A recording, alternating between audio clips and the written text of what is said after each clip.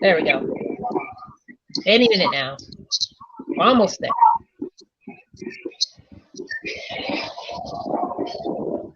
Hey!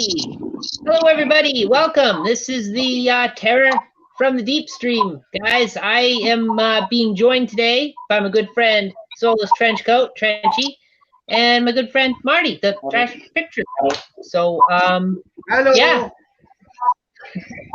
Tonight, we'll be talking about all the underwater movies because there was a rash of underwater movies in the late 80s, early 90s, and talking about, moving sea monsters and stuff, all that good stuff, all that jazz. Guys, favorite underwater movies? Trench, you want to go first? Cliche answer, but probably Jaws. It's a classic. You can't go wrong with. I also love 47 meters down though, and those were good movies. I know they're shark movies, not really monster movies, but they were really good. Yeah, but a shark is a monster. It's just a real life monster. That is true. I know, I know environmentalists might not like that. They'll get on me about that. Oh, it's just an animal, blah blah blah blah. Yeah, but they eat people. Come on, There's a remorseless eating machine. I mean, 47 meters down, what sets that apart though is it's like a psychological horror. Like the sharks are part of the horror, but there's also other elements to it. Like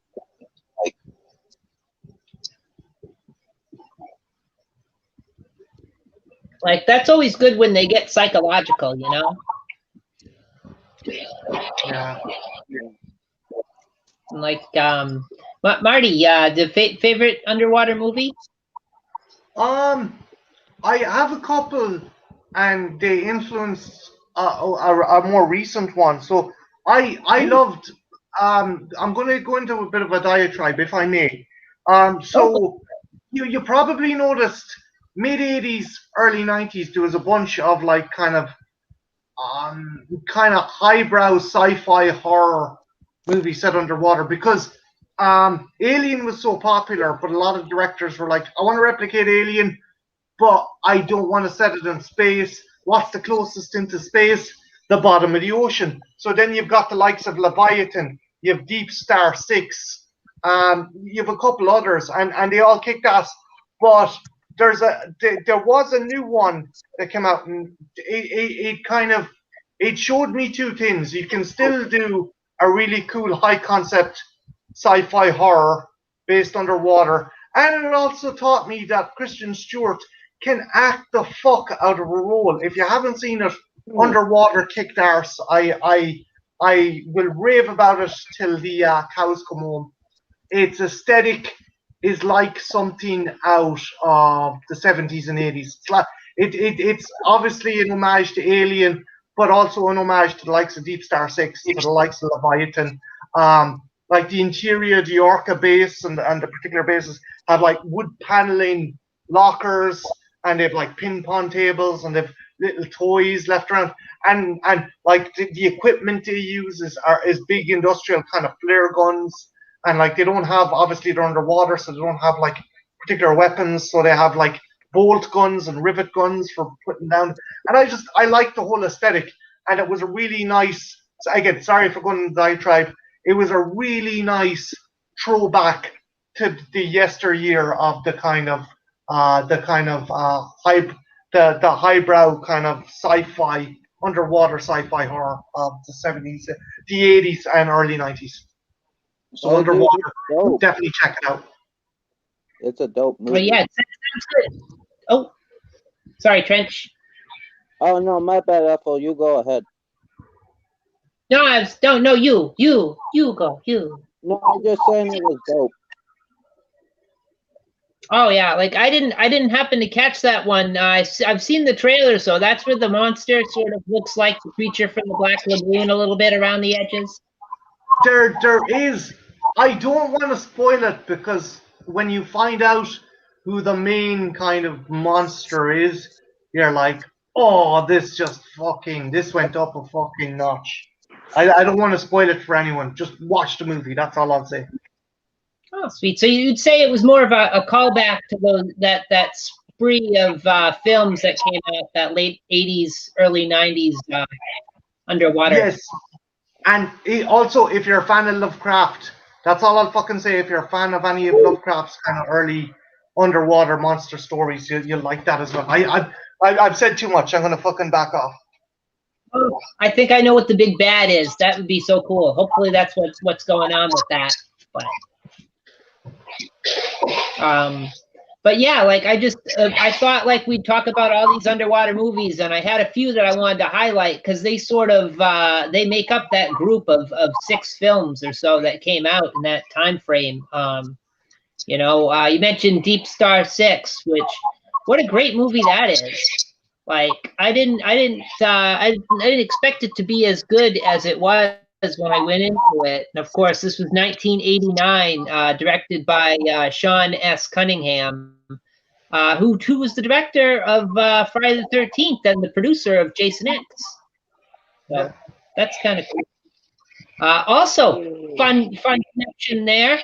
The stunt coordinator for that film was none other than Kane Hodder. Ooh, nice. Sounds good. Jason himself. Yes. So it's always good to have that going on. And yeah, it was a good film. I liked it. I liked it a lot. I love this whole genre of underwater movies because it sort of captures your imagination because it's stuff that yeah, this could happen because we really don't know like all that what's down there, and it's one of the most dangerous environments you could think of. It's actually more dangerous to go underwater than it is to go into space. Yeah, again, that's the cool thing. It's a cool alternative. It's like a lot of guys were like, well, I want to, again, as I said, if you want to do Alien, but you don't want to do an Alien in space, you have so many avenues and such a big sandbox to play in when you're working, like when you set your movie in the depths of the ocean.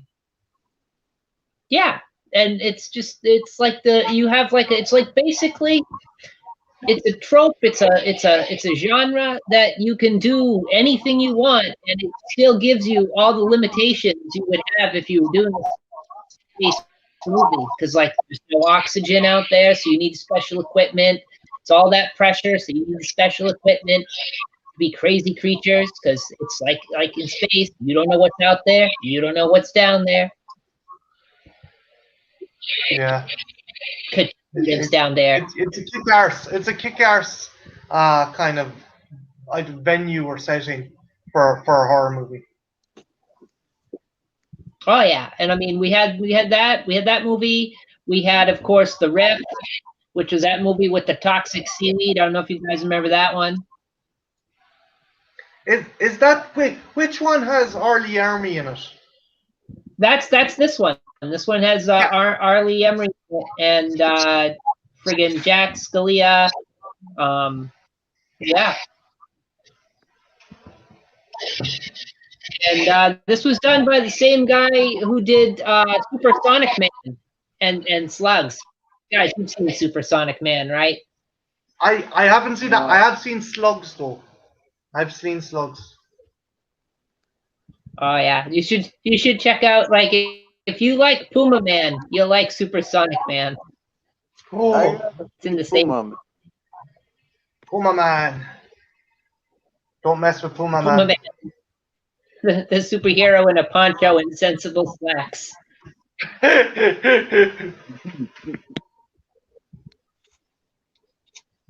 Oh, I love it. I love Ethel.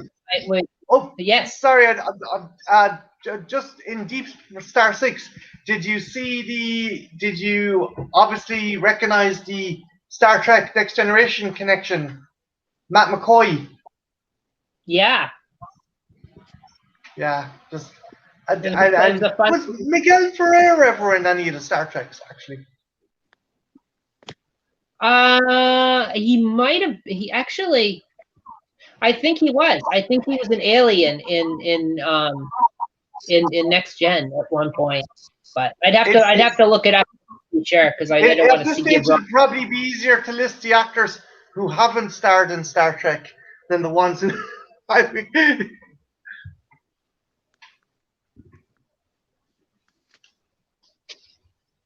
Oh yeah, 20,000 Leagues Under the Sea from 1954. That one is great, Junebug. That's probably not. It's not a horror film, but out of the genre, that's probably like one of my favorites, because I've seen that one like a million times. Got it behind me on the thing here.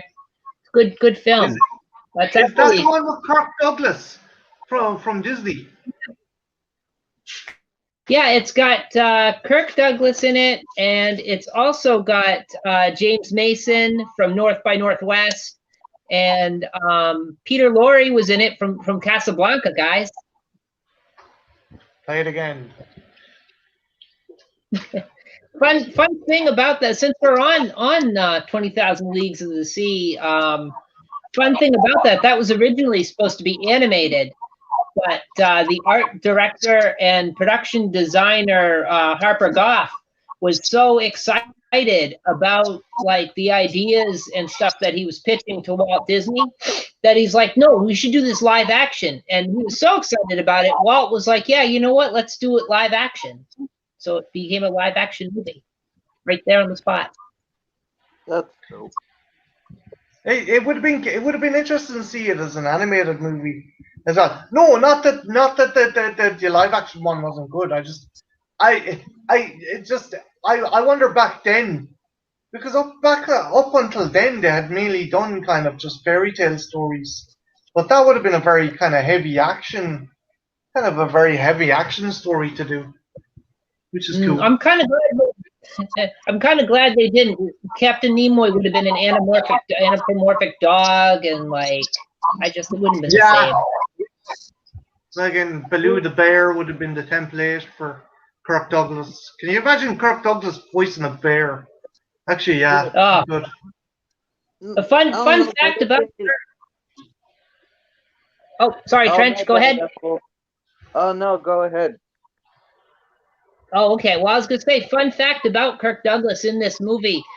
He didn't know how to play the guitar, and he actually learned on set while shooting, and he picked it up so quickly. And that little guitar flip thing he does when he's singing Whale of a Tale, he actually invented that trick. Ooh. But I was just thinking about if Disney did that. I don't know if they would use animals back then, but the closest film they have to that is the Atlantis movie, the Search for Atlantis, and that's a pretty dope ass movie. So I think that's pretty action. Ethel, if you get a chance, check out the Atlantis movie, because Michael J. Fox, James Garner, Trench. What's the name of the explosive expert who blew up the flower shop so he didn't have to work in the flower shop anymore? He's the mole dude. They call him I think he's like the mole dude. No, there was the digger guy who was the mole, but there was also a French guy, Vinny, I think was. I forget it. I know who you're talking about. Yeah, the fucking the guy with the big mustache. Hey-o. Hey guys. Thanks for having me on. Oh, there we go. Just in time. Thanks. We were filming a review, so it took us a little while. No, totally. What else I was going to say about 1,000 Leagues of the Sea? Did I have any other notes? Oh yeah, I did mention it was all filmed in the Bahamas, like the underwater stuff. I didn't know that. That's cool. And yeah, it was pretty cool. Like they did a lot of that, and they did it like I think they did it over the course of just a couple of weeks for the underwater footage. That's amazing that they got that done all in just a couple of weeks. Yeah, back in 1954 yeah, as well. Yeah. Mm. It This shows is actually one of the most. Oh, sorry. No, I just was going to say it's amazing what you can do if you're really committed to something. I didn't mean to interrupt you. Oh no, not at all. You're good. You're good. It totally is one of the most ambitious projects Disney ever worked on at the time. It was so big that they actually had to rent studio space from other companies to film in because they ran out of space. Very cool. Very cool. I gotta see it. Sounds good. And yeah, it's pretty cool. Originally, a lot of the special effects were supposed to be animated. Whoa. Like they were going to animate fish and stuff for like the underwater deep sea scenes instead of like doing that rear projection thing. Composite. But yeah. But they canned that idea. If you get to some of these fish that they've animated that they never used, but they did. So, Sorry. Certainly classic. It certainly does count because the submarine is like a deep sea monster, and there's a giant squid in it, guys. Yeah, the Nautilus design I always liked. Although I preferred the design from Mysterious Island, the Ray Harryhausen one. I preferred the design of the Nautilus on that because it seemed more like a cathedral. But the one in that one was pretty cool as well. Well, I like Excuse the me, one gothic look of it. And oh, sure. Oh, she teleported. That was crazy. There is Cute a the loft in gothic space look to that noise. one as well. Sorry about that, guys. You're good. You're okay. We have Tracy's Yeah, and cat it has screaming all. in the background Oh, sometimes. no, it's cool. Gotcha. Sorry about that.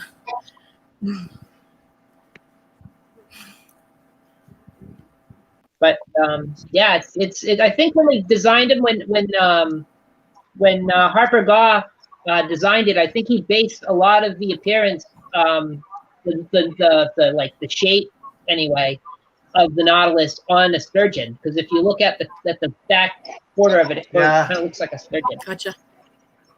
It is very cool. It is very cool. It's amazing what they can do, and I like that movie a lot. I do. Have you shown Jake? Has Jake watched it actually? I need to show it to him. I do. I need to show it to him because that's that, and he's right at that age where I think it's perfect for him. So that maybe this week I'll show it. It's a classic. You gotta show it to him. I feel like that's one of those movies that just because of how old it is, it often gets forgotten and overlooked. I agree with you on that. I agree, and it's a shame because there's so much not just in filmmaking and the movie itself. I think it has both. You know, it has a lot of richness in both areas, and it is a shame that people kind of forget about it.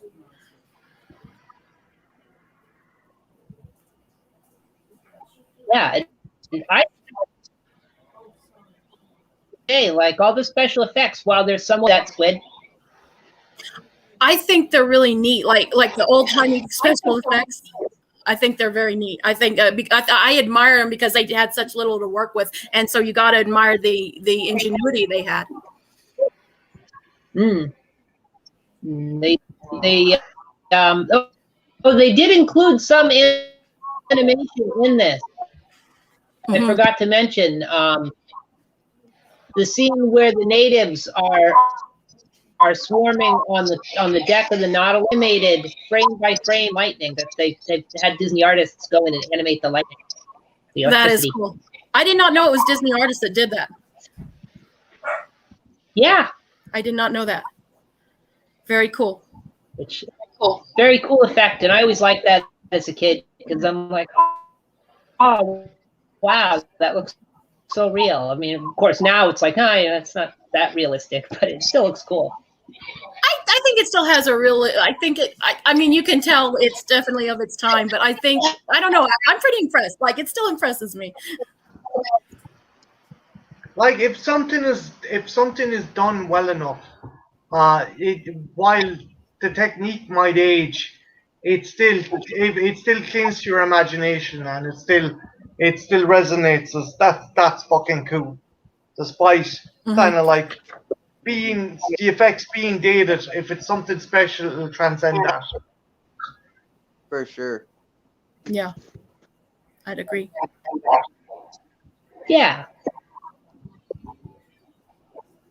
And I know Trenchy hasn't seen it, but hopefully he'll be able to find it on the Disney. But definitely worth a look. I like that scene. That scene with the natives is pretty good too, because James Mason does a really good job of portraying just how unstable Captain Nemo really is, because he's willing to let these guys on the boat and in the friggin' control room pretty much. Yeah, I like that too. You know, just to teach Kirk Douglas a lesson. Yeah, I get that. I like that too. Anytime we go kind of like as character that goes a little off the deep end, I'm always for it. It's like always it enhances the movie. Like, it's like well, it we gives it that invaded extra their little. home. Seems like they should invade ours. Fair is fair. I call that the Colonel Kurtz effect. You have some bastard out in the middle of nowhere, and he's like, I'm going to make myself God now. And some poor fucker just is like, no, I'm stuck with this prick, and he's minions. What the fuck am I supposed to... Again, Island of Dr. Moreau, another prime example. But yeah, James Mason fucking like kicked arse as this dude who's like had delusions of grandeur and stuff like that. Although I do prefer the Herbert Lom version of Nemo in Mysterious Island, but that's because I'm an awkward prick and I love my Harryhausen.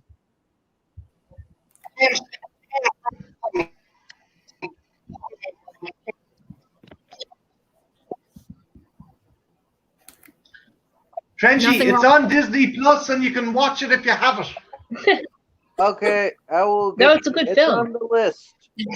Like it has its place, man. Like has a good adaptation of the book. Yeah, I'd agree. It's on the list. You can't go wrong with Harryhausen. You really can't. And if you say you can, Jake would have a throw a fit. My younger son would throw a fit. See? Oh, there it is. That's why I adored you. You raised him right. Just highlighted that comment on the screen.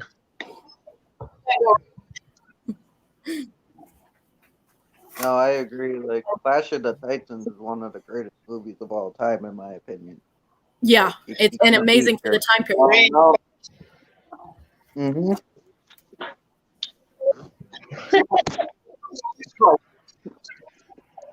Get that up there.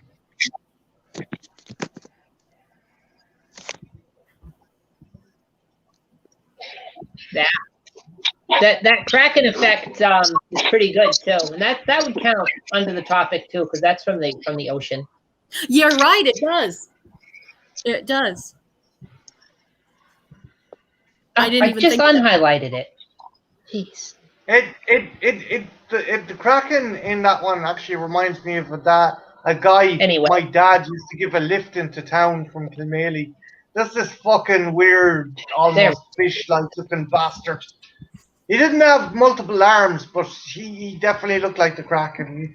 His nose was kind of going into his jaw, and he was just a weird looking fucking dude. That's just Kilmaley, though. I mean, you can only shag so many cousins before the genetic material runs dry. But anyway, yeah, sorry, back to the Kraken.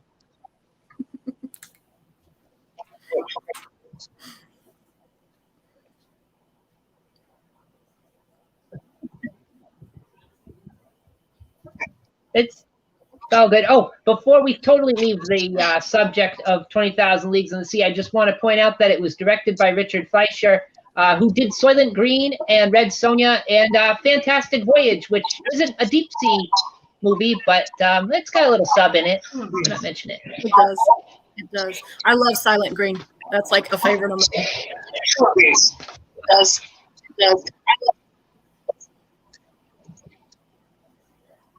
People, I like their pathetic meal that they have, where it's like a whizzled up celery stalk. Do you know what I realized, right? If you're in a movie, if you're a character in a movie, a sci-fi movie that was made in the 70s starring Charlton Heston, your society is fucked.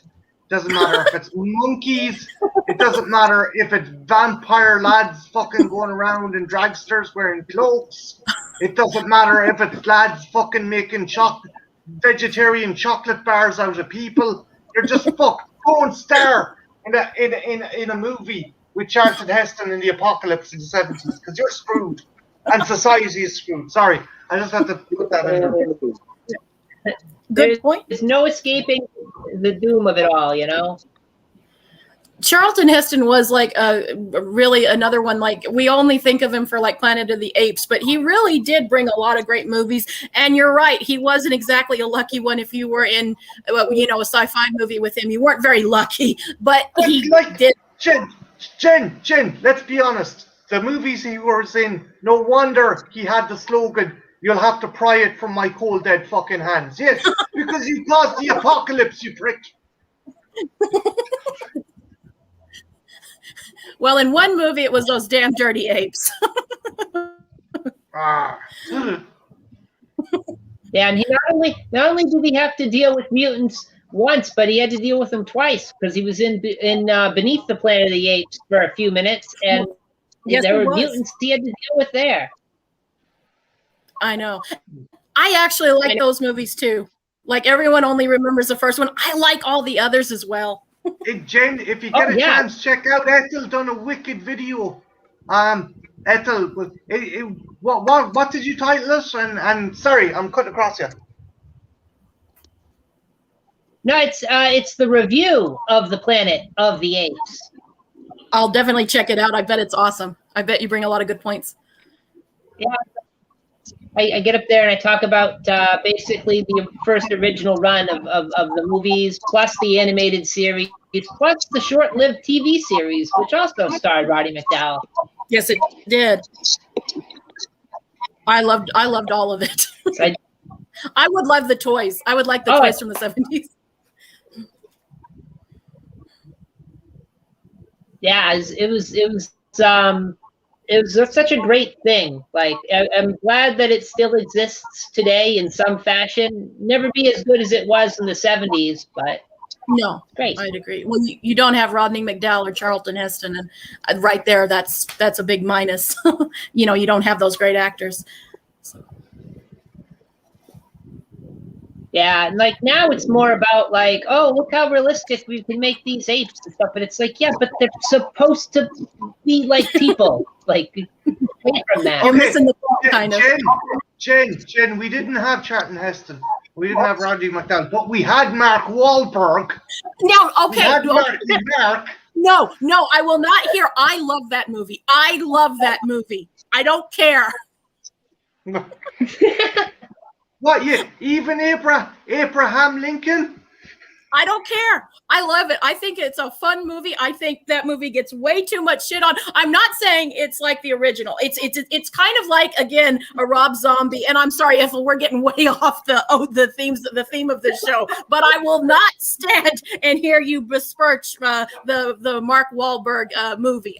It's good. It's fun. It's just its own thing. Damn it. Fuck it. The new Planet of the Apes sequel needs the apes building underwater technology to go underwater to invade Atlantis, where the last group of humans are staying. There. It's connected now. Thank you. No problem. Well, like I plan on next April doing like the franchise, the reboot franchise, I guess we'd call it, for Planet of the Apes. I'll be doing that next in April for Go Ape in April. Maybe we'll do a Sci-Fi Sunday at some point. That would be awesome. That would be so much fun. Yeah, and Marty's wrong. Like the Mark Wahlberg one is good. Damn it, I will die on this hill. I will die on this hill. Hey, Jen, baby, do you want me to bring you sandwiches while you're waiting? Do you want me to bring you up a sandwich and a soda on the hill?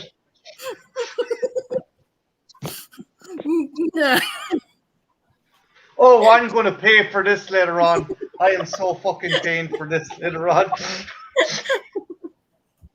But yeah, so I asked Trenty and I asked Marty, but you weren't here yet. Jen, do you have a favorite underwater movie? I don't know. I know that there's some that I really enjoy. But I don't. Do I have a favorite? You know, you brought up a good point because Clash of the Titans, because it does have the sea thing. I loved that as a kid. Like that was probably, it was so cool, and the Titan and the mythology of all that. I'm stealing your answer, and I'm sorry for that, but it's a good answer. So I'm gonna go with that. But yeah, Cool. you know, the sea is, it's like space only underwater. That's profound right there. You know, it's the unknown. It's the fear of the unknown. We don't know half of what the creatures and things living under there and all the myths and stuff. It can be a very fascinating subject. Oh yeah, and it's a very dangerous environment to put any characters in. I was saying this earlier. It's more so dangerous than space because it's actually harder to go to the depths of the ocean than it is to go into orbit. Yeah, I can totally see that point too. And it's a very hostile, like you said, it's a very hostile environment. And even if you know kind of what you're doing, but when you get characters that, you know, maybe shouldn't be messing around where they're messing around, you have a lot to work with. You do have a lot to work with. And a lot of people think, oh, I can handle this. So, yeah. Speaking of characters that are messing around where they really have no business being messing around in, Leviathan, guys. I was watching this, rewatching this the other day. I only got about halfway through because I was having problems with Pluto, but I rewatched this again, and friggin' what a great cast! You got Peter Weller, you got Ernie Hudson, you got Amanda Pays, Daniel Stern, Marv. Yes. From Home Alone, guys. Mm-hmm. And the Wonder Years. He narrated Wonder Years. Yeah. You look at it this way. You look at it this way. By rights, the monster should have easily been defeated. You had RoboCop, you had Winston from Ghostbusters, and you had Colonel Troutman. How the fuck did things go so bad? Sorry. No, it's true. It's like I don't. You know, it's what can you do? You know, what a cool idea. What a cool idea. They get that Russian ship, they get the vodka, that somehow the vodka has the virus in it. I don't understand that, but okay. Just one of those movie moments, just go with it. But yeah, that crew was doomed. The second, like, you see Daniel Stern step in the frame as Six Pack, and you're like, oh God, his name is Six Pack. We're in trouble now. This is going to be the guy that screws everybody over. That's what makes the movie fun, though. That's what makes it fun. Maybe not for them, though. Well, they had the whole wrong they had the wrong strategy of dealing with him. Is what they needed to do was set up a bunch of makeshift booby traps, you know, hang an iron from the door frame, you know, maybe electrify the doorknob, do whatever you got to do. This sounds very familiar. This setup sounds very familiar. Where have I heard this before? Do you think, Ethel, if they had electrocuted Six Pack, he would have temporarily turned into a plastic skeleton? Oh, God. That's just physics, Marty. Anytime a person gets electrocuted, they turn into a skeleton, a plastic skeleton. See, they don't teach that kind of science here in Ireland. We're way behind. Fucking plastiskeletitis. Well, we need to learn more about that. Our medical system is way behind. Of course, like, but Getting back to the movie though, like what a great creature design. Of course, designed by Stan Winston. The whole concept of this film was lifted directly from The Thing. So guess what? That makes it yet another adaptation from Who Goes There. Mhm. A lot of people have ripped, or not ripped off, but have borrowed from that, from those. That's From gotta it. be the most often. Yeah, there's a lot that have borrowed from it. Some of them pretty good. Some of them, but it shows the staying power. It shows the staying power, and that when you got a good idea like that, it's a love letter. It is. I would agree.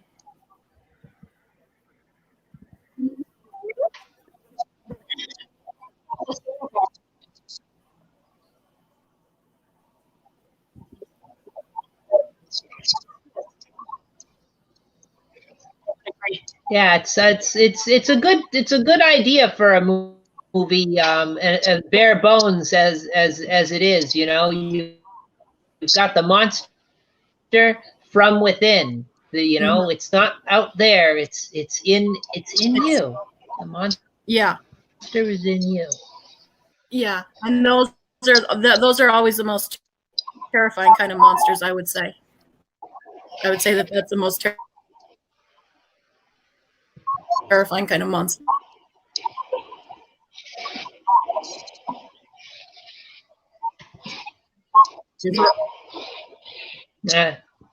Within us, and I believe that the movie is hardest supposed to be set in the future years.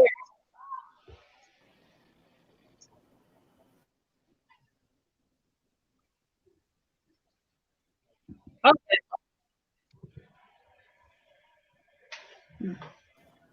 Yeah, I think that's what makes it such a good concept, because it reflects on.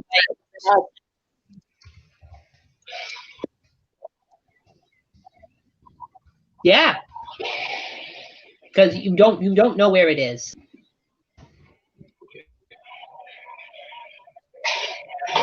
But yeah, so that was definitely a good movie, and of course that was directed by George P. Cosmatos, and he did Rambo: First Blood Part 2, Tombstone.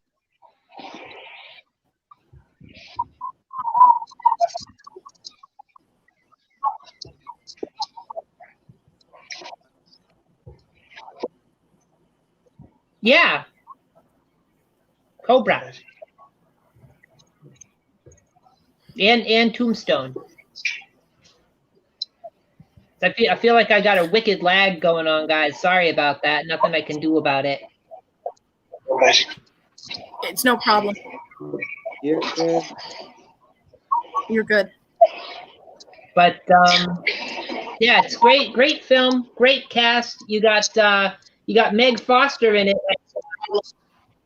Huh? Okay, because I'll say something and like almost a minute goes by, and then like you guys finally hear it, so it's kind of weird.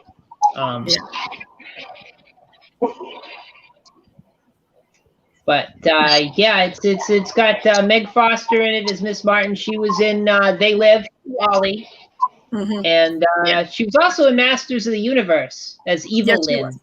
So that's kind of a fun connection. I always thought she had the most beautiful eyes.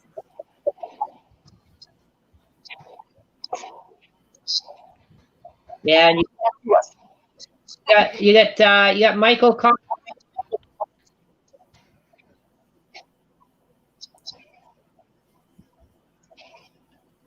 But certainly that's part of the 6 movies that came out around that time. Right the same year, we had The Abyss, guys. Another good one. Again, very very challenging movie for to be made. James Cameron actually says that this is like one of his worst productions he's ever had to endure. Yeah, there was a lot of problems, I believe, on that shoot. I heard that as well. It was kind of like a nightmare shoot. The crew had to stop Ed Harris beating the shit out of James Cameron because he put him in a tank. Oh, sorry, I took one. No, go ahead. If I'm not mistaken, Cameron said, "Look, we'll do one more take." He put him in a tank, closed down the lid, and said, "Okay, Ed, until we get this right, you're staying in the tank." Yeah, Ed Harris almost drowned. He was drowning, and once he was safe and he was out of the water, he wild up and he punched James Cameron right in the face. Oh, he actually got to hit him. I thought the crew restrained him, but no, I wouldn't be surprised because Ed Harris is a fucking monster of a human. Like when he loses his temper, you should see him fucking like he flips out. He flips out when he loses his temper, particularly in interviews. But yeah, no, I'm not surprised. Did they make up and or was it pretty stressful conditions the rest of the filming, or did they just chalk it up to, oh, I almost killed you, fair enough, you can hit me? I think they called it good, and they just kept going. But good. Like I don't blame him. It's like you don't just film somebody when they're dying for your little movie. Although there are those directors that would be like, oh, that's the ultimate art right there. But there was a lot of face punching going on in this film. James Cameron punched a rescue diver in the face during this movie too, because he was underwater and he was underwater, and they forgot to tell him. Yeah, they forgot to tell him to refill his oxygen tank when he was underwater. So he ran out of oxygen. So he unstrapped himself and took off his diving weights, and he started frantically swimming to the surface. And then a rescue diver came and grabbed him and gave him air from a regulator. But the regulator was broken. So when he took a deep breath, all he got was water in his lungs. Oh my God! And the rescue diver thought he was having a panic attack, so he just held him really tightly and wouldn't let him go. So Cameron ended up punching the guy in the face. God. And he swam to Jesus Christ. It's lucky no one died. Sounds like a real slobber. Yeah, and oh yeah, it's like it was so dangerous, and like the crew was really stressed out during the filming because Cameron was just pushing everybody really hard, and they didn't use a lot of stunt people. So like when you see people swimming and stuff under there, that's the actors and actresses. In fact, when they're dragging Mary Elizabeth Mastantonio by the leg, that's actually her being dragged by the leg. Well, it gives the movie some realism. She actually had an emotional breakdown on set during the filming, and she couldn't stop crying, and she was just really upset. And Ed Harris had an emotional breakdown too. He was driving home from the set one night, and he had to pull over because he started hysterically crying. Like he was pushed. Oh, wow. Fun fact about this movie. This is the third and last movie to feature Michael Biehn in a Jim Cameron movie being bitten on the hand. The first time was in Terminator, where Sarah Connor bites him on the hand, trying to escape. Second time is when Newt bites him on the hand. And then the third time is when Mary Elizabeth Mastantonio bites him on the hand. So Michael Biehn has been bitten on the hand in every Jim Cameron movie he starred in. Fun fact. That's cool. It's like Cameron's got like a hand biting fetish or something. It's like Tarantino with his for Michael Biehn. Your hands are just so biteable, Michael. Yeah, okay, whatever, pay me. Michael Bihn's like, wait, what's this little rider in my contract? Must have fingers nibbled.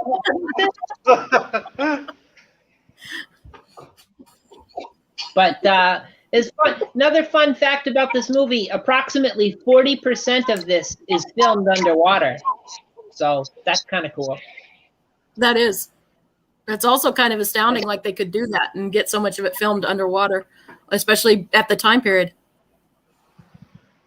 Yeah, it was very ambitious of James Cameron to do that. Very dangerous too. Like Jesus Christ, he didn't give a fuck. He was just like, I want to get the show. Another fun thing about no big deal. No, we could always get another actor. It's fine. Like, yeah, it's good. We need another Ed Harris. But yeah, another fun fact about this. Remember the scene with the rat, and they had the what is it called? The oxygenated.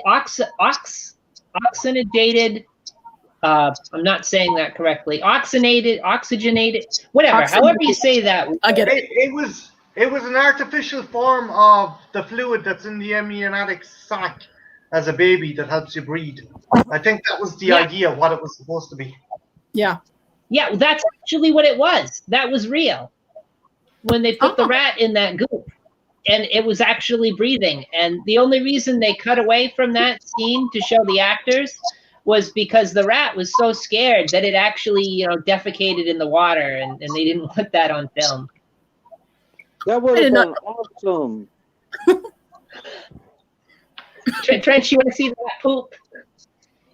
Yeah, I might watch the movie now. I know the rat poop isn't in it, but just the fact that there was rat poop involved in the creation and people died, I'll watch the movie. They actually got in trouble because the animal, they were supposed to bring the rat on to Carson, I think, for an interview because the RSPCA were going apeshit over that scene, and the rat died due to unrelated circumstances, but ever since people thought it was because of being put into a bag with fucking gooey shit that killed it, but no, totally unrelated. I was really said what they want you to think. I was surprised to find out that stuff was real, and that the rat actually was like breathing that goop. Like, that was crazy. Yeah, it's a very cool fact. I didn't know that either. It's a very cool fact. It's like, so the things we'll do for a movie. We'll drown a few rats. It's cool. Like, drown a few actors. Why not? But it's show business. It's show business. So glamorous. Yeah, totally. And like, it had some cool effects. We mentioned earlier. I think in the back room, Marty mentioned it in the thumbnail. I got the tendril creature. The water tendril. Like, that was a cool special effect. Yeah. Especially back in '89, like, very impressive. I think as well Cameron used that as a springboard for the effects later on in T2. Yeah. Was some of that early CGI, I think the older effects are some of the best ones. Like, I think, it's cool what we can do now, but I think some of of course, this software they used to make that is.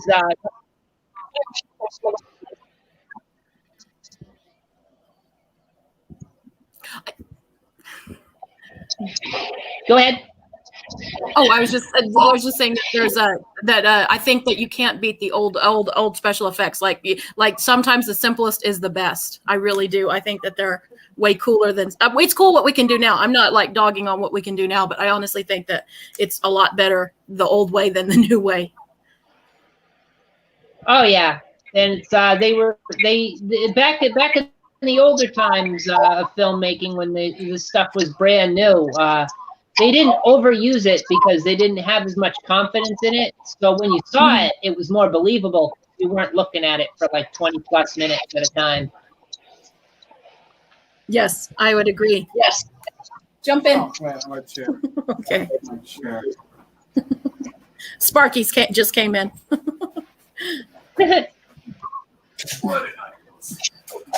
No, he's got a wealth of knowledge on this stuff. Damn you, heavy chair. Oh, excellent. I have a what now? You have a wealth of knowledge in this. Okay. Cool.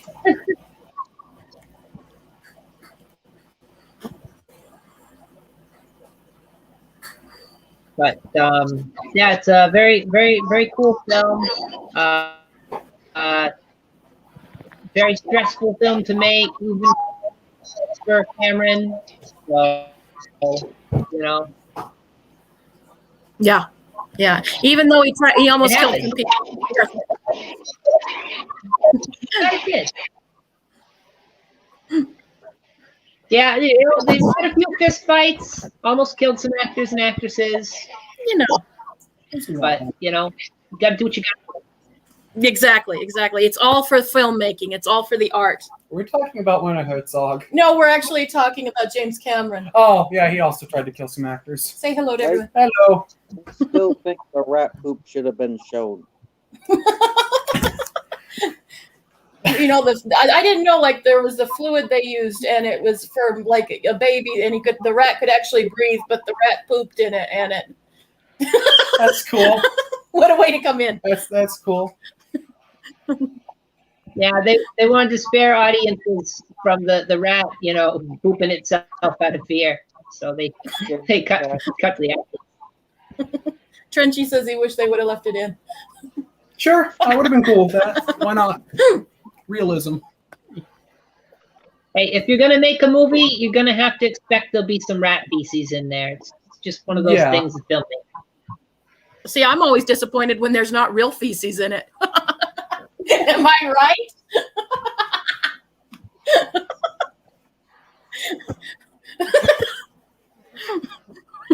I feel you all judging me. Judging Blair.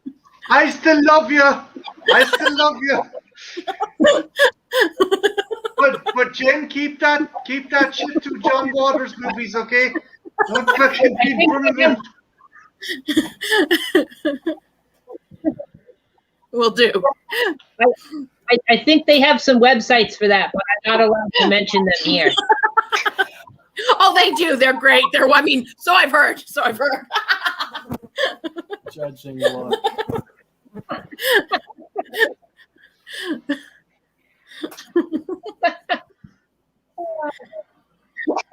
But it is what it is. It is what it is. The other film I wanted to highlight in tonight's discussion, I know we've gone over a few of them, is The Spear, guys. The Spear. Have you all seen this? Have you? I've never heard of this film. It's based on a Michael Crichton story, and it's pretty good. It's very highbrow, very high concept science fiction. Ooh. When did it come out? I'm always into that. Was it 97? 98. Oh, not 98. Throw it on the Same list. Zilla. Very cool. No.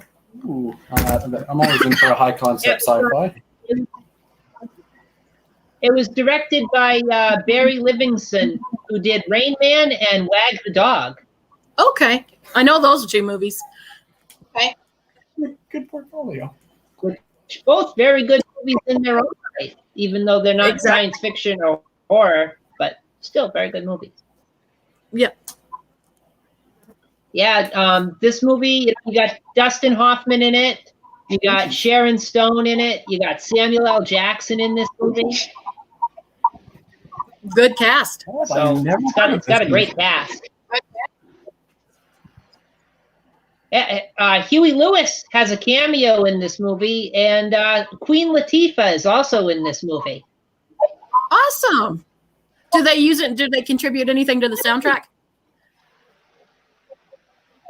No, but initially Barry Livingston wanted to have them do a duet for the credit sequence, but he ended up changing his mind. I guess he didn't want it to be like not serious or something. I get that. That would have been cool though. I would have been for it myself, wouldn't you? Yeah. Huey Lewis and Queen Latifah. Actually, one of my favorite actors has a fairly. It's not a big role, but it's not small either. Liv Schreiber is in it, and he's fucking brilliant. He's so likable. Oh, fuck The yeah. Schreiber. Yeah, and a lot of the scenes in this movie with Hoffman and Samuel L. Jackson were improvised. They just got up there and they got on set and just riffed around a little bit and came up with some dialogue, and they kept it. They liked it. Sometimes that works better than scripted stuff. I always find the improv. Comes off a lot more natural because it's like you're in character and you're having a conversation. Even though it's all made up, it's still like a natural flow. Yeah, I agree with you. Have to throw it on the list. They used an interesting combination. They used an interesting combination of special effects for the jellyfish attack. They used CGI, they used static puppets, and they used some footage that they shot in a nearby aquarium, and they just like doubled or tripled the speed to make them look threatening, and like they composited it all together. That's cool how they practical and Good blend. Yeah, That's cool. I can't believe I've never heard of this movie. 98. Nice.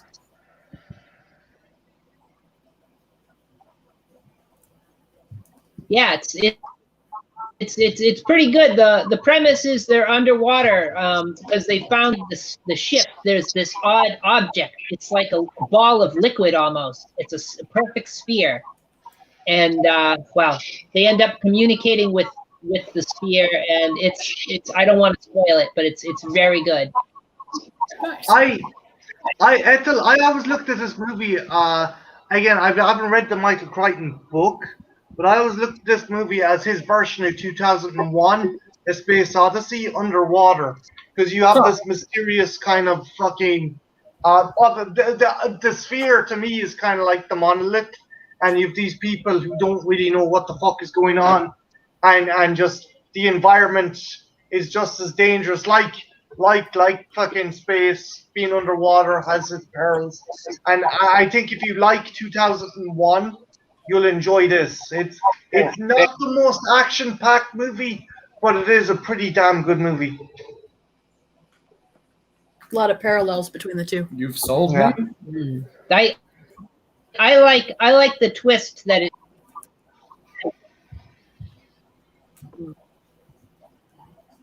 It's got a great twist with the spaceship and everything, and what the sphere does. It's got a great twist to it, so I like that. That is a good twist. Little M. Night Shyamalan action. Awesome.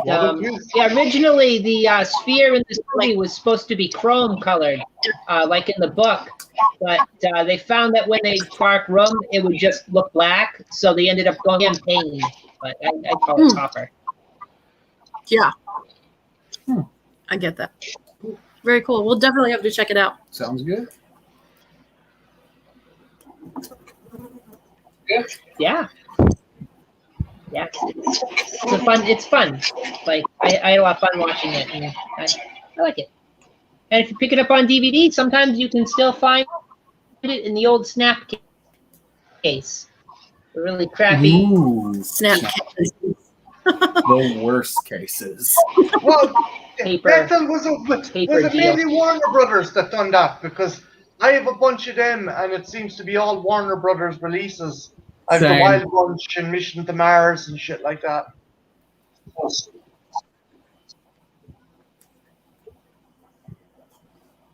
Warner Brothers, and of course my good friends MGM. They did that a lot too. Fuck MGM, the dickheads.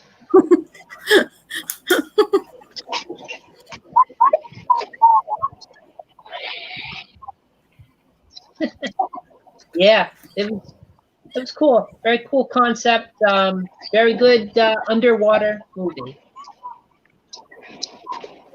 Those are sort of the highlights. Check it out. Of course, we got to highlight Jaws. No. Good. Got to highlight Jaws because I have it up here. That's still an underwater movie. Not a lot of underwater civilizations or aliens, but you got the shark, and that's certainly underwater. Yeah, the shark is the star of that movie, the fake animatronic shark, as it were. as it were. Yeah, Bruce, which is actually named after Spielberg's lawyer. That makes sense. Oh, is it? I didn't know that. I knew the name, but I didn't know his lore. Nice. That's cool.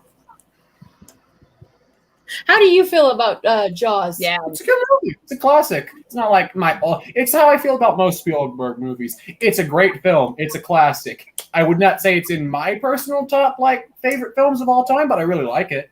I get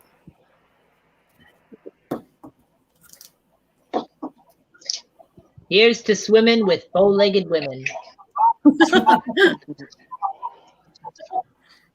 Robert Shaw kicked arse in that fucking. Yes, he did.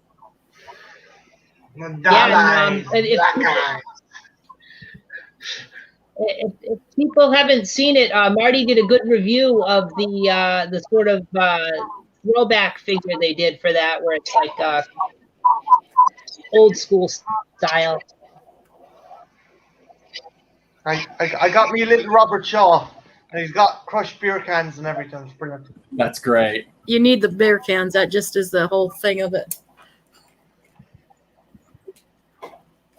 Yeah, of course, the movie turned into a full franchise, and we ended up getting 3 sequels. Yes, we did. Were very of good. Michael Caine was in one of them. I think the standout. Oh, yes. yeah, Not a I good think movie. the standout. No, I think the standout of the sequels would probably be the second one. You know, you still got Roy Scheider, and the shark looks friggin' badass in the second one. His face is all burnt from the boat. Yeah. Yeah. No, it's part 4. Jaws: The Revenge is the first standout of the series. Tell the story about they wanted him to come back, Roy Schneider. They wanted Roy Scheider to come back for part 4, and he told them to fuck themselves. That's why he's dead in part 4. He pissed off the producers, and that's why he died out of fear. They wanted to bring Dreyfus back and do a 5th movie after the 4th one got done. And he said, no, I'm not going to do that to my career. That was a smart decision. That was a very smart decision. Yet he turned up in Piranha 3D playing the same fucking character. Yes, he did. But Piranha 3D is a masterpiece. Yeah, that's actually a good movie, though. No, but Jaws: The Revenge is a good movie in its own right. Like, it's really bad, but it's good. Yeah, exactly. Ethel, have you ever read the novelization of fucking Jaws 4?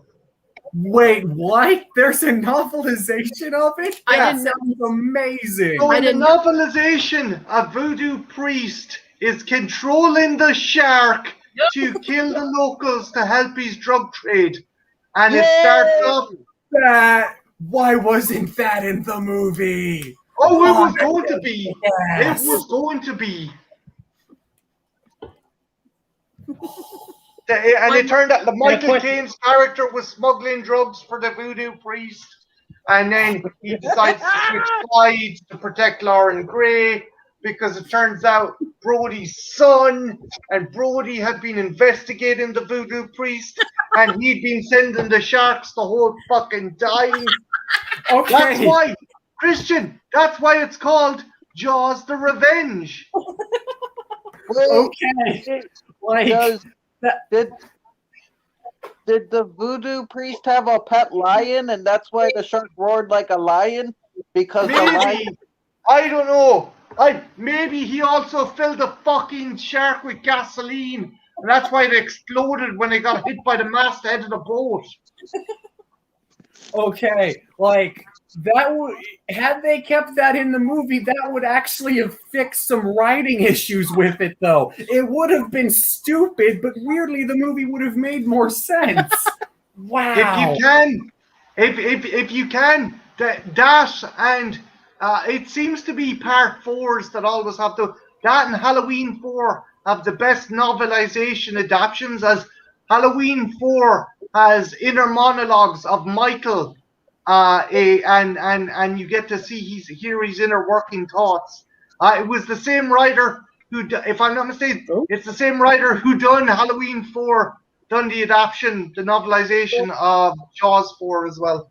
Nice. I need to track down both of these. I need to read that Jaws one. That sounds amazing. How did I? And I actually collect like novelizations of movies. How did I not know about that?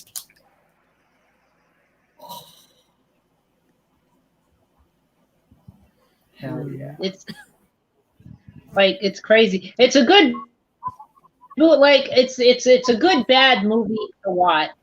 Jaws 4. I like the aesthetic of it being in the Bahamas. It's good that it's a secret Christmas movie. Like I like to bust this one out around Christmas time. So It is a good Christmas Really movie. And the late great Judith Barcy was in it, so that's always a plus. Mm-hmm. And the shark. And the shark. Is it? And I'll Yes. It is the same shark. They stay.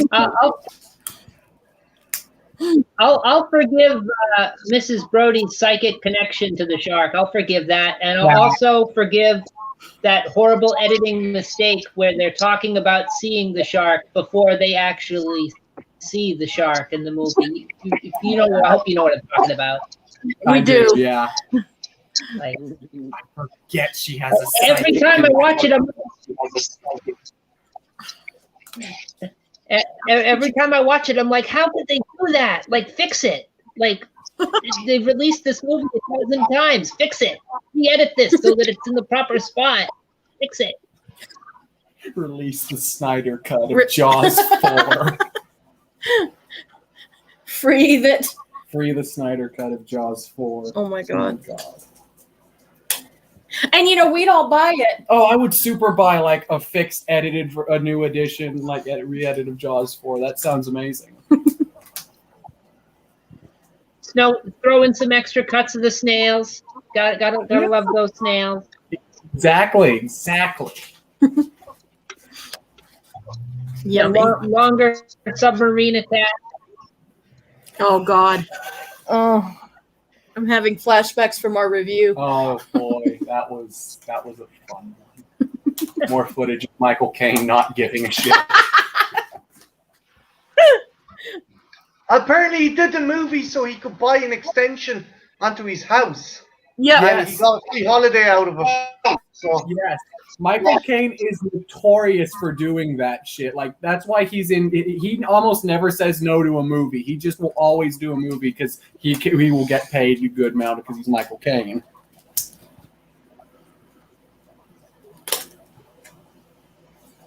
Yeah, and of course, we can't talk about Jaws: The Revenge and Jaws 2 without talking about the elephant in the room, the 3D version. yes, Jaws 3D. yes. Wow. I'm with Marty on this one. Yeah. It's got fucking dolphins that jump up celebrating the destruction of Jaws at the end in 3D, in 3D. In 3D. Oh, so good. No, it's not. Let's Yes, be honest. Yes, it is. Oh my god. I mean, the movie would be good if the visual effects didn't suck and make it unwatchable. I mean, I usually don't judge movies by effects. I try not to, but it's like that one, my eyes bleed, man. You're making my eyes bleed. I can't watch this. No. And We found Trenchy's breaking point. Like, it's every movie of that time had to have a 3D version, and I don't know why they had to do them that way, but boy, they really done it. That's my question. Like, of all movies you can do 3D, why of shark movie? Stop it. Are you telling me you do not want to see a shark swim at you in 3D and then dolphins swim at you in 3D celebrating the murder of said shark? No, I can't say as I have. Oh, dude, they should have put the Sharktopus trilogy in 3D. That would have been awesome. Yes. Yes. But Tara comes to SeaWorld, guys.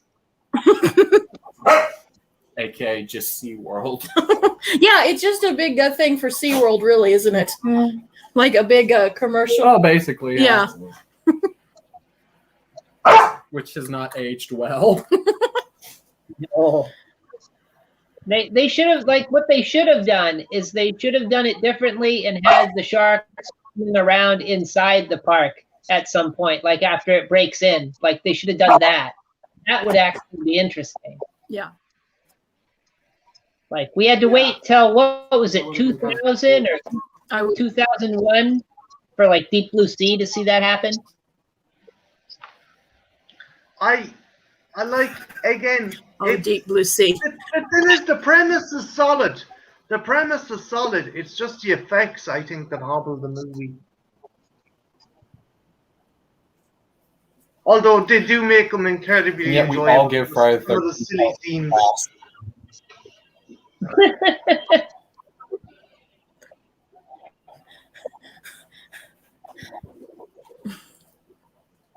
But now that's cool when it's Friday the 13th. I was gonna say we give that movie a pass, but Jaws 3's effects just don't hold up at all. Clearly, Oh yeah, Jen, the fucking the yo-yo coming at the screen. Fucking no one will be seated as the tension rises as a yo-yo comes at the screen. No. Let's face it. There's a certain kind of scary. Fucking. Hey, Monty. Let's. Oh, sweet! We got Monty in the chat. Hey, guy, what's up?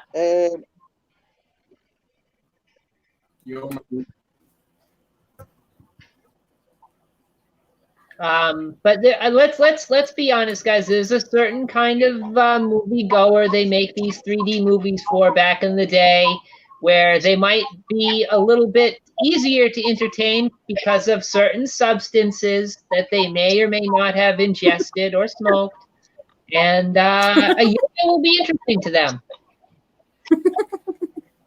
Lemonade is a bitch. Lemonade can make you trip balls. the way you make it. You know, we had Jaws 3 in 3D, and it's there. You're gonna watch all the films. You have to watch it. It's one of those things you gotta do. At least we had a killer whale get killed. That's always interesting. They're not bad. They have their place. I think like the first one is so iconic. The others just kind of, could never go to that. I mean, what do you do after the first Jaws? Well, clearly Space? Don't start this. Jaws in space. No, God. It's about a group of space fishermen hunting a space shark who's terrorizing a space beach. A space beach. Yes, the space beach. That sounds awesome. Can the space shark shoot lasers? Sure, why not? Yeah, it's space. Look, hey, the way the asylum is going, I give it a fucking year before Christian Story's greenlit. Just yeah. So question. I should call Roger Corman. So question, in your space shark movie, would we need a bigger ship? No, it would still be a boat, but a boat in space. It's just a boat with and it can sail around in space. Mm-hmm. Yeah, it'd be the space orca. Yeah, yes, yeah. See, and then this movie will be so successful, we'll get a new revival of the Jaws knockoffs, but they'll all be set in space. So we'll get Space Piranha, Space Grizzly, Space Orca. It'll be great. Oh, and Quint can be a Martian whose tongue is a harpoon gun. Like his tongue is the harpoon gun. I like the way you think, boy. I like the way you think. We get all the knockoffs. You get Space Placid, friggin' Space Aconda, Space Sharknado. Not Space Aconda. Not Space Aconda. Why not Space Aconda? Wait, why are we not wanting Space Fonda. Because like we don't like space is a safe place away from snakes for Jen. Jen does not want snakes in space. But then we The could have space out there that big? The space out there that big? we could then have Space Owen Wilson and Space John Voight. Oh, dude, Space John Voight would be the shit. Yeah. Owen Wilson, it's common freaking sense. Wow. You got Space. you got Space Carrie Werher out there with her juggies hanging out. I mean, come on. Hell yeah.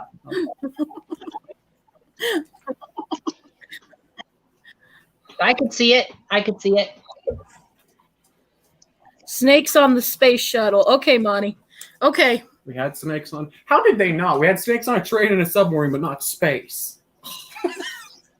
They could have little astronaut helmets. Oh my God. They could have little astronaut helmets. How would they bite? Right. I can't believe I'm going into this, but how would they bite? It's space. It doesn't matter. Snakes in zero gravity, guys. It'd be great. They'd be spinning around, doing somersaults. Oh God. That'd be Oh, awesome. that's like stuff of nightmares. That'd be God. awesome. In space, no one can hear it rattle. I Oh, don't- So, They'd have little barf bags, and they'd be leaving their cookies in the little barf bag. You got it. It would be great. Oh, yeah. it could be like this, like, dude planted the snakes on the ship as revenge or something, and maybe the little snake helmets have their own set of jaws. Like, he made it so the helmets have jaws attached, so the snakes can just bite using the helmets. There you Or just go. there's syringes. There's syringes on the tips of the helmets, and the snake's gums are connected to the syringe. Yes! Yes! They're See? like unicorns. they just boop you with their head syringes. Yes. No. No, no, no. I'm calling We Roger need to Corman work tomorrow. together to make this a reality. I know we could do it. Yes.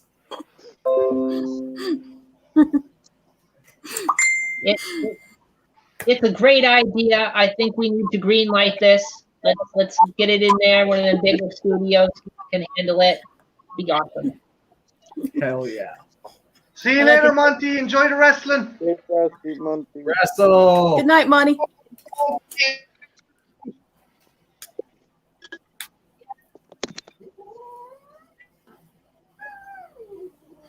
Thanks for stopping by, dude. Jeez. But no, so it's a cool concept. Oh, it's a kitty. Kitty. Kitties. Yep. Sorry about that. But that's all right. So we got the snakes in space. We talked about Jaws 3. We got to talk about Deep Blue Sea now. Smart sharks, guys. Smart sharks. Shark. Mark Sharp. Like an interesting concept. Yeah. Little heavy on the CG, but they did have some good practical effects for the sharks too. So we still had a little bit of that going on. Was it a kind of a ripoff of Fast Zombies, kind of Smart Sharks Fast? I would love it if a guy was sitting there watching watching like 28 Days Later, and they're like, I should do this, but with sharks. Oh. I don't know. I just always wondered when I saw that. I just wondered See, if I always assumed Deep Blue Sea was in the same competition that Snakes on a Plane was, of who could come up with the stupidest screenplay and get it greenlit. I always assumed it was like the runner-up in that competition. very well might have been.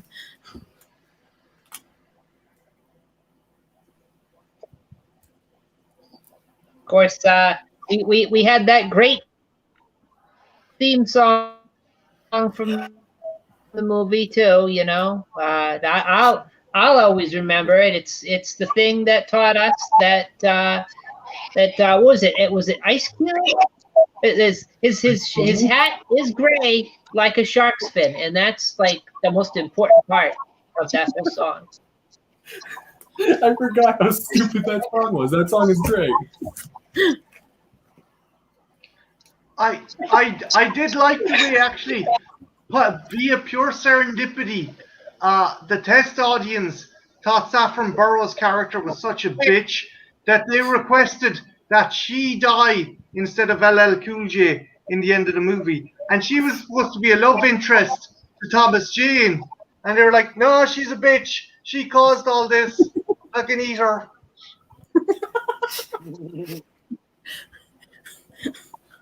But I mean, is that really worth like being a bitch? Is that worth getting eaten by a shark? I mean, if she caused every single person in that thing to like die, then yeah, it's kind of her fault. You know, just replace her with LL Cool J. You don't have to change. He can be the new love interest for Thomas Jane. I get that. That would have been brilliant. Hey, him and Thomas Jane just fucking macking on each other when the rescue ship arrives. That would have been. That'd be great. We got John Steele in the chat. Hey, John. Oh, yeah? Hello, John.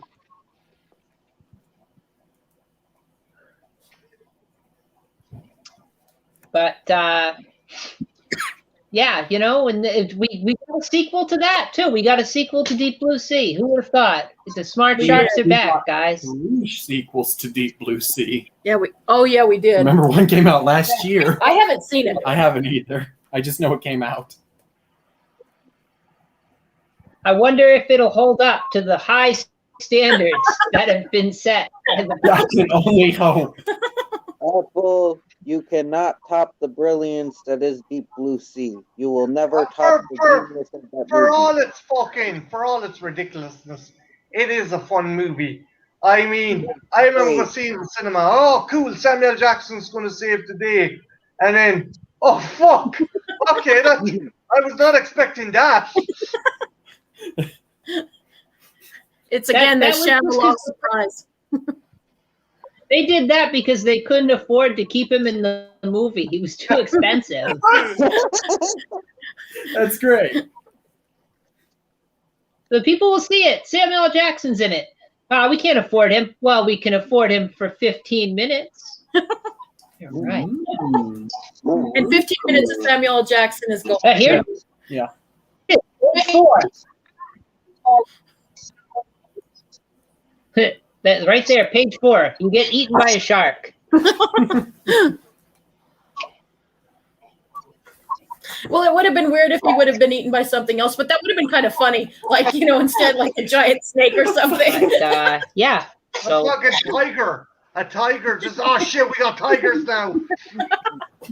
That would have been a great like end thing like this. The rescue helicopter's coming. Oh no, the smart tigers we made have also escaped. See, that would be a great the tigers could have like little scuba masks. Yes.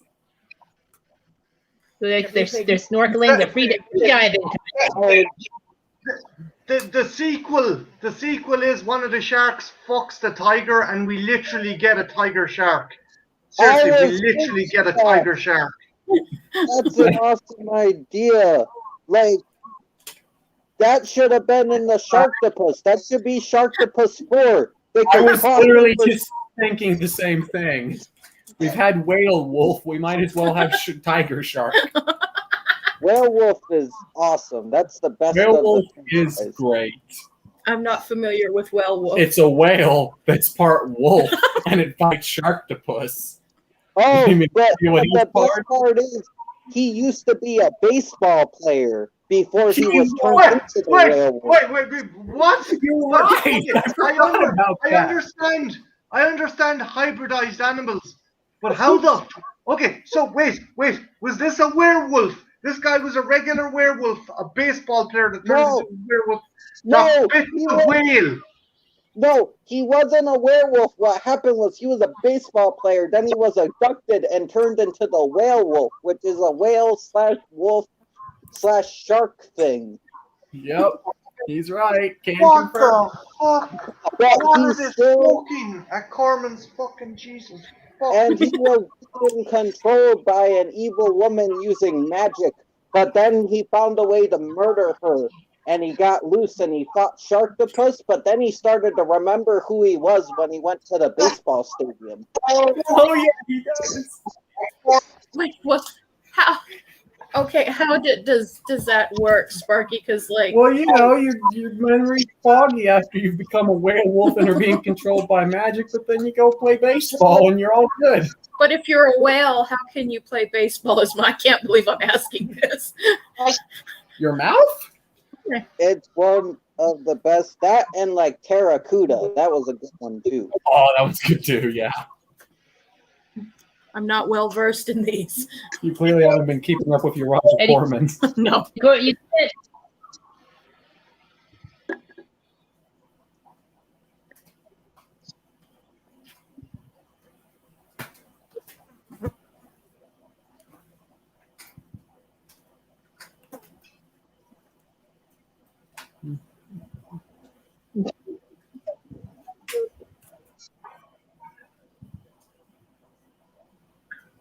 What? What else? Any other weird shit that happened in Deep Blue Sea? Probably my favorite line is where LL Cool J blows up the shark with the oven and goes, "You ate my bird." I was like, of course.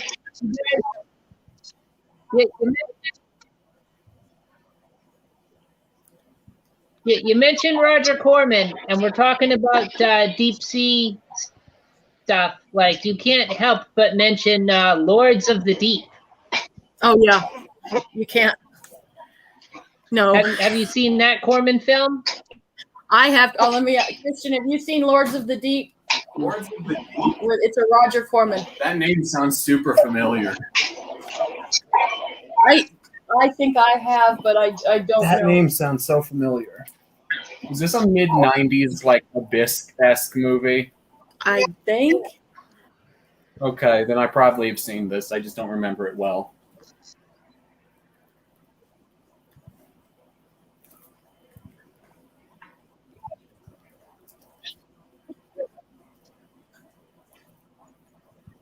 is that the one with a? What is it that compels people to bring pets into the unsafe underwater research facilities? Like, why would you do that? Don't bring your rat there. Don't bring your parrot there. But it's the safest place, really. Yeah. Or maybe you just secretly hate your pet. It's not a wise idea.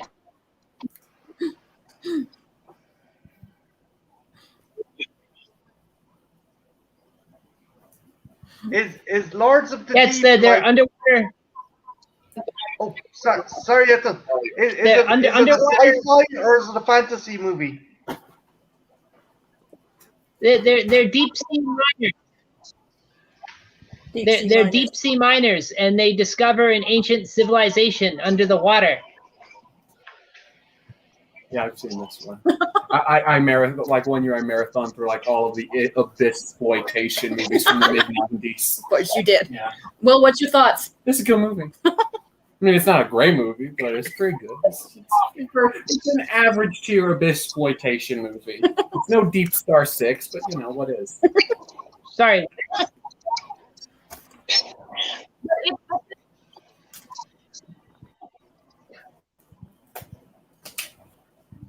Oh.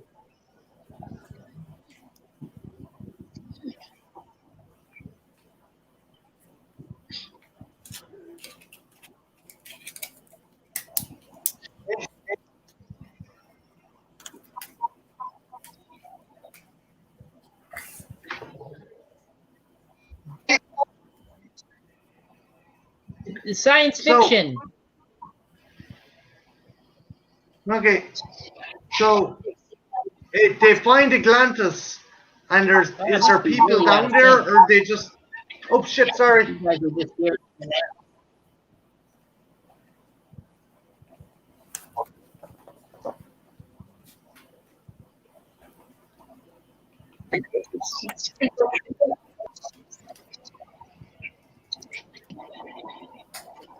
It's a Corman experience. Corman made it on a Tuesday in between other films. You know.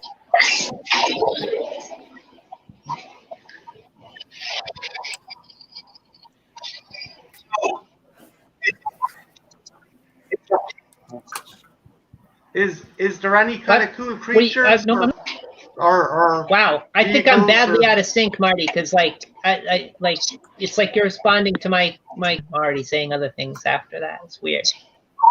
But yeah, no, they find the civilization is down there, and they have to contend with them. Okay.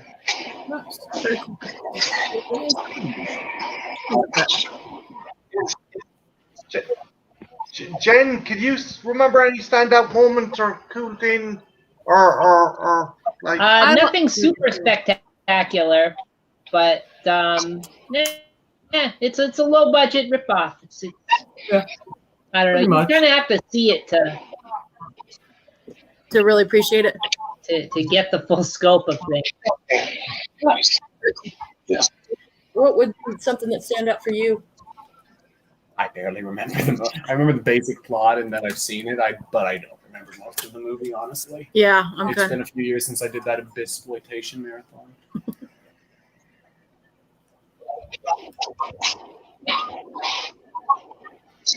Yeah. Trench, have you seen that one? No.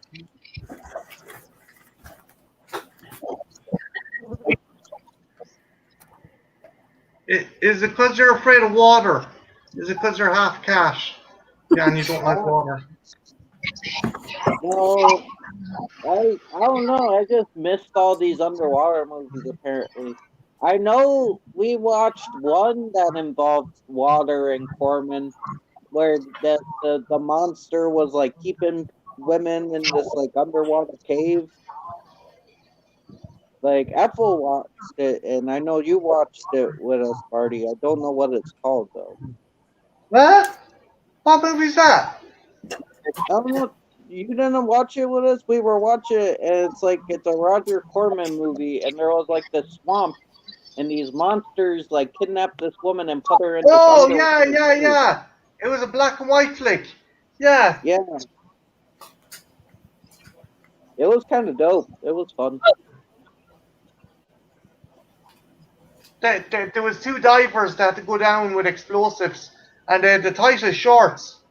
I mean, those shorts were so fucking tight. They left nothing to the imagination. It's Attack of the Giant Leeches. Oh, okay. Yeah, that's the one. Yeah.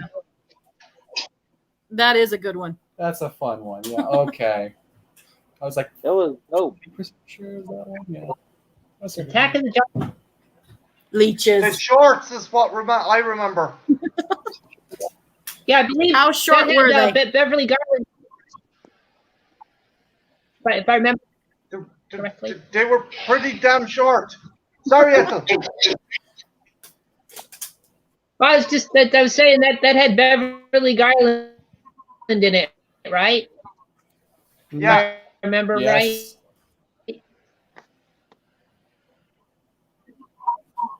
Yep.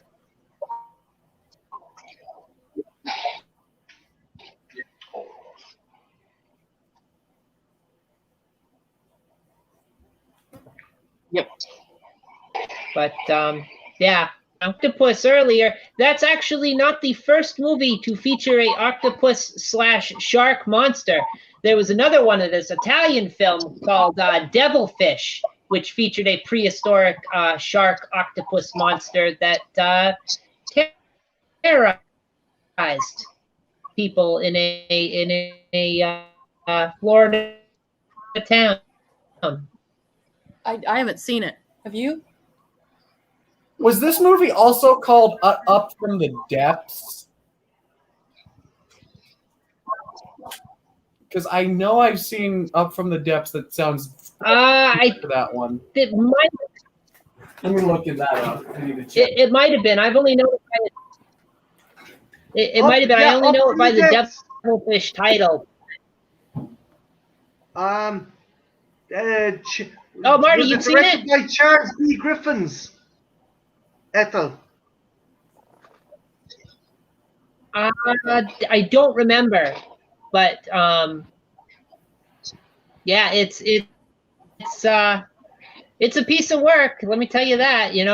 Who would have thought sailing electricians could fight shark, octopus creatures? Like, I don't know.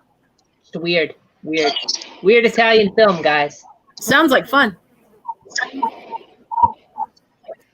No, I haven't seen it, but I might need to. Hey, if you like,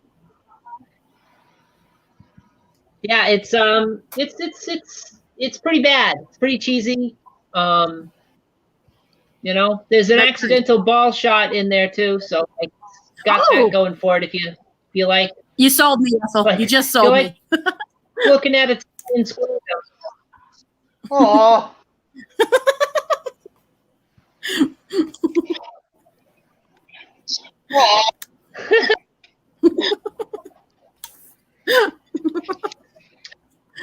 But it certainly is an experience. I'll give it that. I'll definitely never check it out. Never seen so many Italian people pretending to be from Florida. It's great. Awesome. That one is Spanish. Up from the Depths, Christian, is made in the Philippines, and it was by Roger Corman. It's a different movie. Yeah, I was just about to chime in. I was looking that stuff up too. Okay.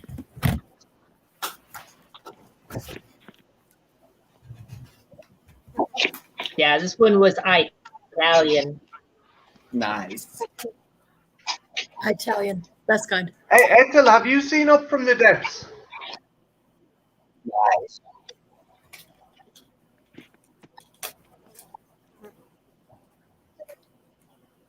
No, I haven't, but I'm kind of intrigued now. So you said it was Spanish?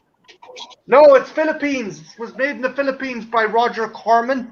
It's trying to lampoon and ape off fucking Jaws. There is some fantastic dubbing, particularly by the guy who plays the hotel owner, where like one woman comes in and she's after witnessed her friend being eaten, and he's like, "Get back to work." "Oh wait, have you been raped? Maybe you should get back to work." And it's like, oh my God, I love that line. That line is so terrible. Arlie Ermy turns up in it, and my favorite bit is one of the friends gets mortally wounded, bleeds to death, and they're like, "How do we stop the shark? Let's rig his corpse with explosive and drag it behind the boat." That sounds awesome. I need to rewatch this movie. It's been too long. I forgot. How did he get Army Lee Herman get in the? This was very early Army Lee Herman. His first movie. This was before Full Metal Jacket, Jen. I think he has. Okay. I think he has hair in the movie. Yeah. It's good. 1979. 1979. Okay. And if you wanted, Shout Factory released it. Of course. If only this film was public domain. Like, if only it was public domain. It sounds like a prime candidate for watch-along. It does. Gonna have to check that one out. That's a. I need to rewatch that movie. It's been too long. I forgot about that. Oh, there's also a fucking dopey British model who tries feeding fish chewing gum. It's like that I do remember. Why? Because she's a dope. Yeah, she's an idiot. But Hey, why? little fishies, have some bubble gum. Have some bubble gum, little fishies. Question: are the fishies piranha? No. Oh, too bad. They're just like tropical. I don't know why. I think it'd be cool to see piranhas blowing bubbles. I don't know why. Just my brain went on that tangent. I don't know. Nice.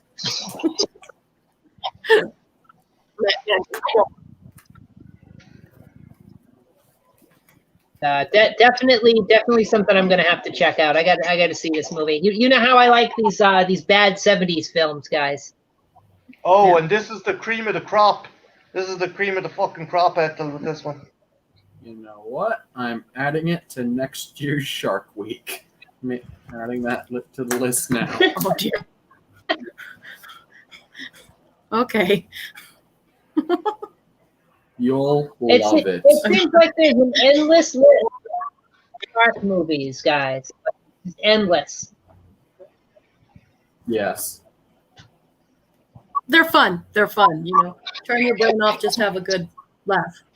Or Shark Exorcist. Oh no, Not Not- Shark Exorcist. not Shark Yes, Exorcist. Shark No, Exorcist. no, I'm with Marty on this. No way, no. Oh, I still need The dude who directs it, Christian, has a fetish for women having a fucking seizure. I And know. the movie ends with a prepubescent girl getting herself off to a shark. He's obviously I trying to know. reference Reagan in The Exorcist, but it's just not. It's not good. It's not. No. No, I need to send that Ugh. to person.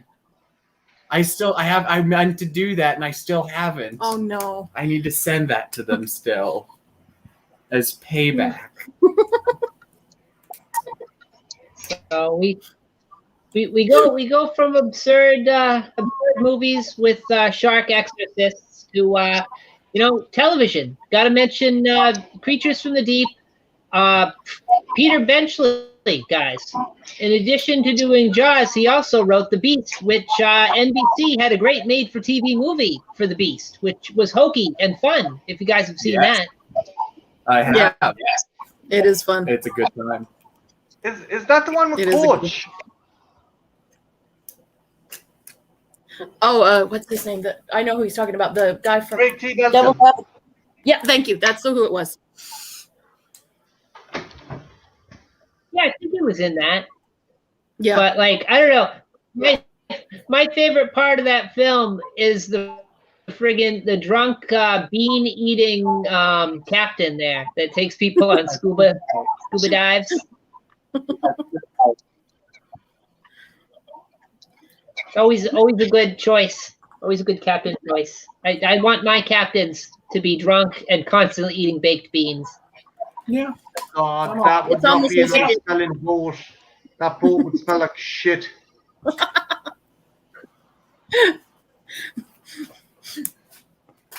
And drunk. It's not so much the baked beans, it's the drunk that I would be like, okay, cool.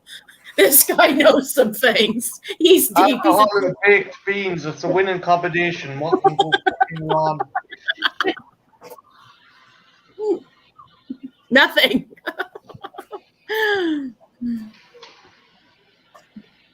But for a made-for-TV movie though, it was actually pretty decent. It had some good squid effects. Had some good squid effects too, but it was pretty decent. I like the squids because, of course, I would like. You don't have enough squid-based horror, really. No, you could use some more. What did you like about the film? Squid effects. Pretty rad squid effects. Anything else? Squid effects. Squid effects. Pretty rad squid effects. We're gonna do a deep The scene at night where it's attacking the boat and the boat catches on fire and stuff, that's pretty good. That was a pretty good scene. Yeah, it was, especially for when did it come out? What year did it come out? I'm trying to remember. 1997, I think. Oh, okay. So I for some reason I thought it was a lot older than that. I thought Okay. it was like mid '80s or early '80s. Oh no, this was 90s. This was definitely 90s. I have it on a VHS somewhere upstairs, or in one of these boxes down here. I have it on VHS. I taped it. Always tape very everything awesome. down. Yeah, I did too, as a kid. It's one of those deals where you had to tune in twice to watch the whole movie. So you tune in on Thursday, and then you got to tune in again. I think it was either the next night or you had to wait all the way until the next week. And it was damn. Sundays. I remember a lot of them came on Sundays. That was a big thing. I never got to see it. I saw the commercial on Sky One, but I never got to see it. Was it a humanoid shark? Was it kind of a hybrid, or because I got that from the trailer, but maybe I'm totally fucking wrong. What, for the Beast? Yeah. No, it was a squid. It was a giant squid. Yeah, it's Okay. a squid one. Wait, hang on. I think I'm confusing it with another movie. Because is that the one with your man from CSI? I don't know. I don't watch CSI. Manhunter, with fucking Tom Noonan. Oh, bollocks. God damn it. Oh, I know who he was also in Yeah, Fear, wasn't he? Yeah. Am I thinking of the right one? maybe. I goddamn it. Oh, the Fear. That's that creepy looking wooden guy. That looks like friggin' what's his face there? Damn it, I can't remember his name. Robin Williams. William Peterson. William Peterson is the guy that's in that one. There was another one with Craig T. Nelson with a half human, half shark creature that Peter Benchley wrote as well. I got totally mixed up, and it was made for TV too. Oh. Yeah, I didn't see that one. Nice. That one I sounds haven't heard of fun. that one either. But you might be able, Marty, you might be able to watch The Beast on YouTube, because I think I saw it uploaded not too long ago. I'm definitely going to check it out, because giant octopuses, yeah, you can't go wrong with that. Which, you know, I hope it is uploaded, because I should really download it and burn it to DVD, because I don't think that's ever coming out on DVD. Yes, Probably I have not. the title. I have the title of the other one. The other one was called The Creature.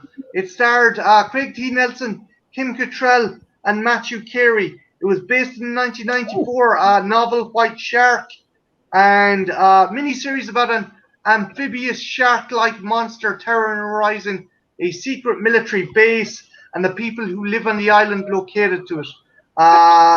It came out in 1998. Yeah, it was on Sky One. That was the one it was originally launched on ABC. I don't know if any of you seen it. It's called The Creature. But it sounds good. I haven't. Have you? I've never even heard of that one, no. Rocky S. O'Bannon wrote the script. Oh. Well, the synopsis sounds familiar. Sounds familiar. So I haven't seen it, but I definitely think I might have heard of it. Hearing it described.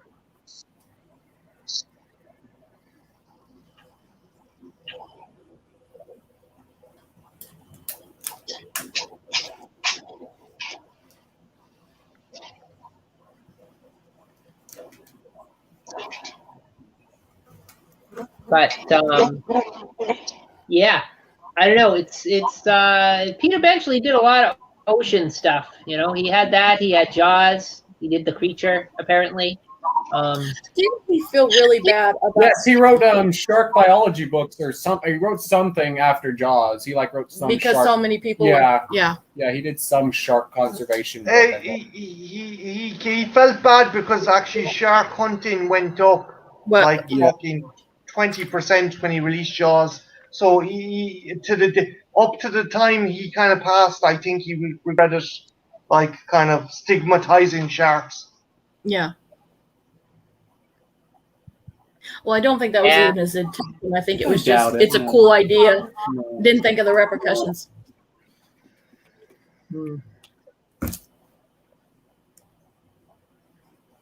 But yeah. At least he tried to make good on it, you know. Tried to make up for the killing. Yeah, that's all you can really do. At least some people would have been like, "This is not my problem. I'm gonna cash in these royalty checks." So, you know, sticking to the theme of television-based underwater stuff, got to mention Sequest DSV, guys. Yes. You guys remember this show? Fucking Tracking Dolphin. I have a friend who is constantly trying to get me to watch Sequest, so I'm very familiar with the name, but I've never watched it. Would you say it was like Star Trek: The Next Generation, except underwater? Ooh, it's exactly what it's like. and they've got like it's a futuristic submarine, and one of the crew members is a kid, and then another crew member is a fucking dolphin, and the dolphin can talk. Nice. That Yeah. sounds awesome. And Cool. like there's all these tubes and stuff that run through the submarine, and the dolphin swims through the tubes. Very cool. Was the dolphin called Darwin, Ethel? Yes, it was Darwin, and that was supposedly, according to the credits, that was the dolphin's actual name. Oh, Nice. cute. Darwin as himself. How Yeah, how far in the future was it set? I want to say it was set in like 2050 or 2047 or something like that. It wasn't too super far off.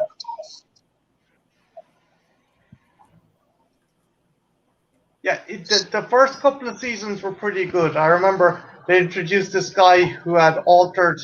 He was in prison, so to get a shorter sentence, he agreed to have a particular surgery to give him gills, so he was like able to stay underwater longer. And there was one where they accidentally fucking woke up a Postosuchus crocodile, which was about the size of the ship. And they had to they didn't want to kill it, so they trapped it in ice again. We might need to I've check this been out. meaning to for ages. It's one of those things I've always been meaning to get around. It's like somebody took Flipper and Star Trek and mixed them together. Yeah. Okay. That's a But mix. it's a lot of. So it's a good show to watch. Entertaining science fiction for sure. Get that. Gonna have to check it out. Yes. And of course, staying on that vein, guys, Voyage to the Bottom of the Sea, like Irwin Allen, man. Have you seen Mhm. this? Never even heard of it. Mm-mm. No. Nope. Sorry. Oh God, like it is cheesy fun. You could if you have what the hell's it called? I think it's Memorable Entertainment Television on Saturdays. They play it late at night on there, so you could probably catch it there. It's usually Yeah, on Me I TV. think 2 in the morning, 3 in the morning. Okay, cool. Like you could check it out there. It's like they do like an Irwin Allen block of television late at night. Like you get Lost in Space, you get Voyage to the Bottom of the Sea, and you get Land of the Giants. Ooh. Ooh. Yeah, I think this is Me TV. I do. We do have this. Yes. Very cool. That's how I watch my Batman. Oh, like I suggest checking it out like on a Saturday night. It's late. Like it's all stuff that happens after Svengoolie is over. Yeah. Okay, yeah. It. I've probably seen like the opening of this show a bunch then. Oh yeah, you probably have. Very cool. Yeah, I like Me TV. That's a good show. You got Batman, you got Swing. So Me too. It's good. you got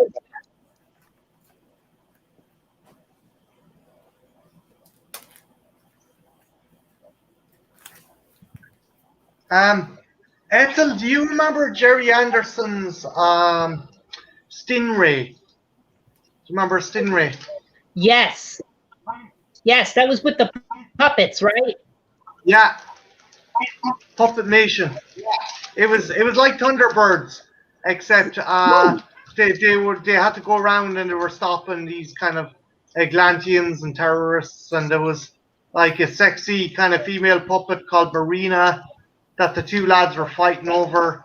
And again, anything Gary Anderson does, the models were fantastic. But if you want to watch another old school kind of underwater show that's pretty kitsch, check that out.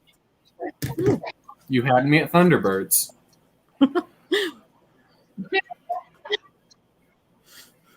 But yeah, that's absolutely a must for this sort of genre. You gotta check it out. Like Okay. it's there. I think that actually, I think that's actually available either on Amazon Prime or on the Shout TV app, which you guys have heard me talk about at length before. Mm-hmm. Very cool. And we have Amazon Prime, so Nice. we can check it out. Nice. Angel, Shout TV should be giving you sponsorship at this fucking stage. Yeah, they should. I contacted them, Marty. I contacted them. I'm like, hey, I'm giving you guys shout outs all the time. Like, pay me. They never got back.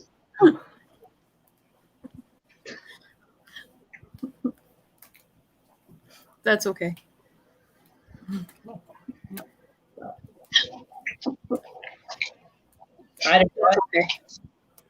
I love that app. Like that app is so great because like you can watch all the Super Sentai shows. Well, not all of them, but you can watch like a handful of them they have on there. If you haven't seen that, that's something that's always fun to check out.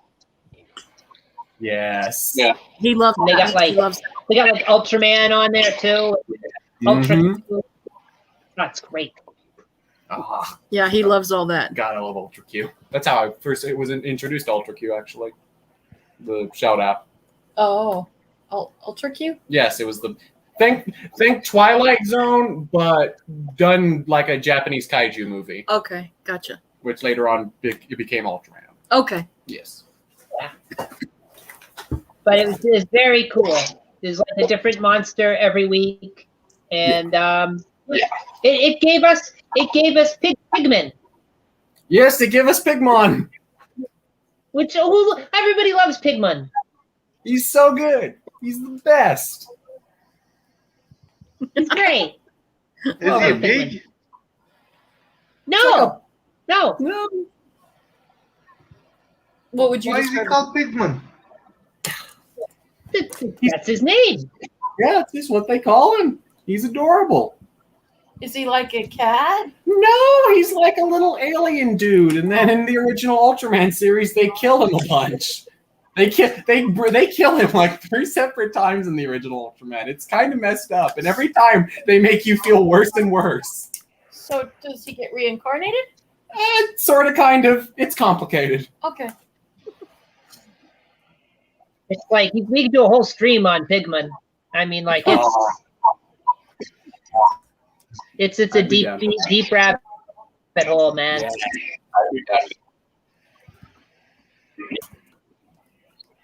It sounds very cool. But I'm getting off topic. I'm sorry. I get distracted by the Japanese stuff. Speaking of Japanese stuff, underwater Japanese stuff, there is what the hell is it called? Was Terror from Beneath the Sea or Terror from Below the Sea? If you guys have seen that, I haven't. Looking this up, that sounds You- very familiar.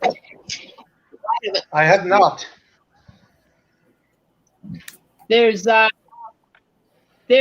underwater aliens, and they abduct scientists, and it's crazy, and it has a fairly decent American dub. I think you can occasionally they'll play it on Comet TV if you have access to that. They occasionally play it there. We do. Have you seen it?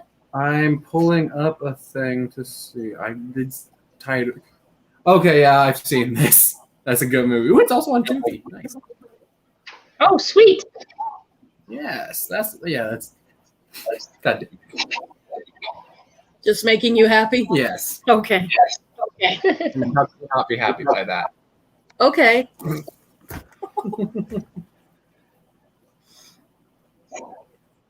So Like, what's it about? Marty, have you seen it? No, I haven't. I what is the premise? What's essentially the premise, Ethel? Well, you've got aliens underwater, and they abduct people, and they perform experiments on them, and there's like it's Christian, can you explain it better than me? You got the description That's basically on your hand there. Yeah, that's basically the movie. That's basically aliens underwater and they abduct people. So it's like Hijinks ensue. so it's like Roswell except not underwater. I mean underwater. You know what I mean? Or wait, no, they aren't aliens. They're like experiments or something. Like a mad scientist made them. Yeah. It's been ages since I've seen this movie. God damn. I thought they were aliens. The synopsis I'm reading lists them as like mad scientist creations. Although But it could be wrong, though. It totally could be wrong. It's been ages since I've seen this. God, I was a kid when I first saw this. I might be misremembering it because it's been a bit for me, but I remember I caught it, at least part of it, part of the ending when I was flipping through the channels a few months ago. I'm like, oh, sweet, Comet has this? I'll have to tune in next time it's on. But I haven't seen it back on there for a while, so I don't know. But now I know it's on Tubi. Now I can go watch it. Yes. That'll be good. Fun. Yes. Very cool. I might have to. Get to watch it again. Very cool. I'm just following in Japanese. Ethel, did you ever watch?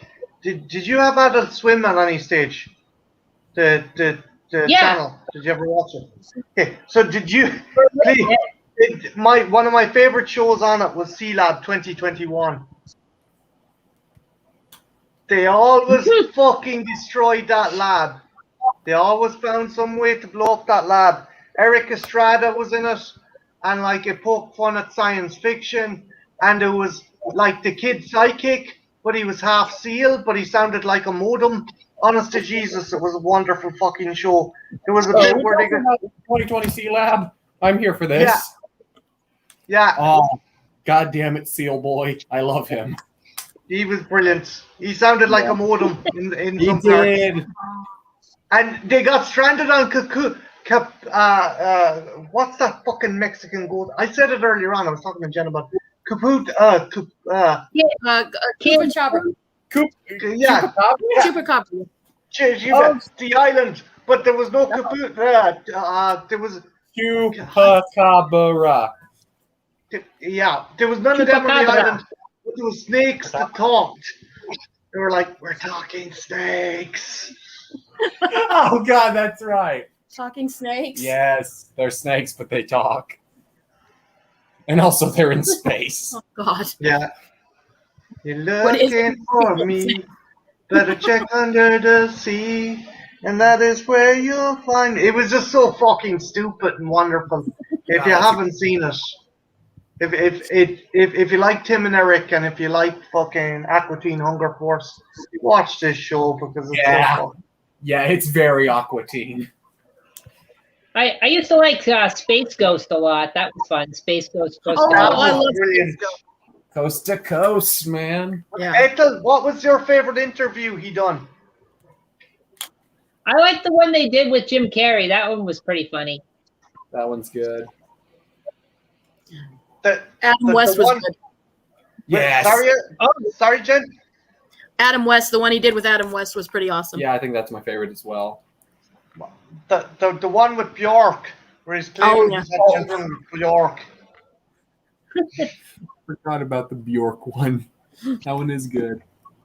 Zorak was my favorite, though. Zorak was my favorite. What are you talking about, Moltar? No. Moltar is where it's at. No, Zorak, because he was so evil. No, Moltar. No, I like Zorak. No, it's Moltar. Damn it. Which one was the giant mantis, and which one was Zorak. Zorak, the giant mantis, and then of course there was that spin-off. They had the Brack show. Yeah. I didn't care for Brack. Brack was fine. But Zorak was awesome. No, Moltar. Moltar is my spirit animal. You Wait, can't but tell those me. are the robots that threatened to kill everyone. There was a robot that would come on every so often, and he turned up in Aqua Teen Hunger Force as the neighbor. He got in a fight with. God, I'm trying to remember now. God damn it. You know who I'm talking about, though, Christian. I know right? who you're talking about, yes. Yeah. God damn it.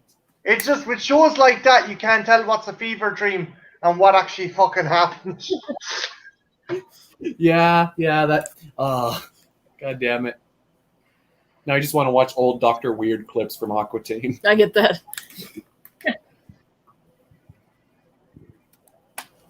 I like the Plutonians. Yeah. Gentlemen. I give you corn. I present you corn.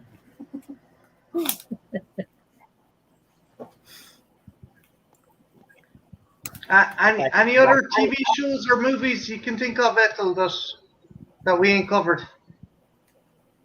Oh, yeah. There's it's a quasi underwater movie. It starts underwater. It ends going underwater. It's friggin' The Land That Time Forgot. Oh, yeah. That's a good one. That's a good one. That goes all over the place. That does, yeah. But like Marty, have you seen that one? Yes, I have. What's the name of the guy that's in it? There's a sequel that's The People That Time Forgot. You're right. I forget that movie exists. Yeah. Oh, geez, I I like haven't the even seen dinosaurs. They were puppets. They used puppets and they looked kind of cool. Yeah. I love puppets. God damn it. Don't get on the porn. Not as good as like makes you wonder what plesiosaur tastes like, doesn't it? Yeah. Yeah. They're probably like chicken. Well, yeah, that would make sense. I imagine it's salty. Probably. Maybe fishy because they eat a lot of fish. Yeah. Yeah. But no, I'm glad you've seen it, Marty. That's definitely a movie like you would be all about if you hadn't seen it. Yeah, oh yeah, I see dinosaurs. them all, and I see the unofficial. I look at them as a trilogy. There's another one, Journey to the Center of the Earth, where Yeah. he's with Peter Cushing. They like go down in a big Oh, drill. yeah. Yeah. I can see They those did a remake of that was like a mini series as well for I think it was NBC on that one too. This is like back in 1993, going the Wayback Machine. Jen, you might remember it. I kind of do. Yeah, it's ringing a bell. So I thought you were talking about the Brendan Fraser one from a couple of years back. No. No. They done one with your man from Party of Five, not Matthew Fox, Jennifer Love Hewitt's boyfriend from Party of Five, and then there was the Australian fucker who's in everything. He was a bad guy in everything. He was in FX. If that's the one, I think. Brian fucking.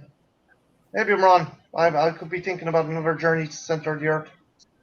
I used to have that one on VHS too. I taped that one. I don't know where that is though. I wish I gotta find these and get the VCR going again.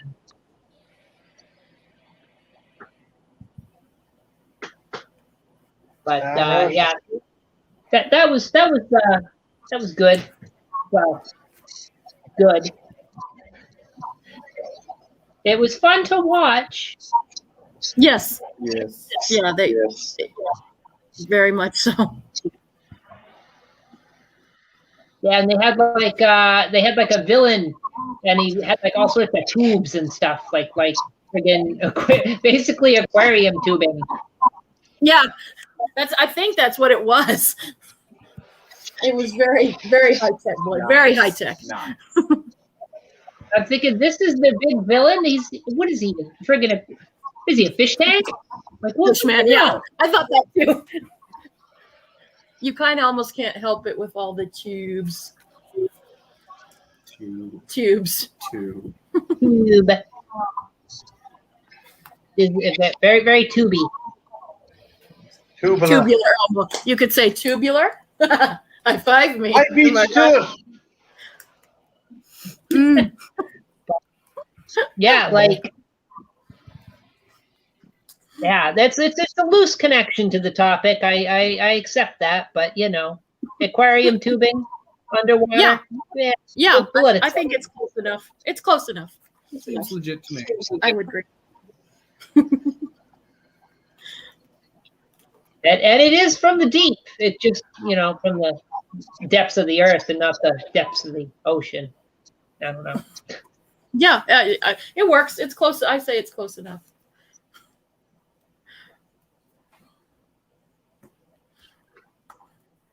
But what a cool what a cool genre of film you know, these underwater ocean kind of movies are. Like, it seems like no matter what you look at for the film, it always has something fresh to offer you, even though they have a lot of the same tropes and ideas running through them. Yeah.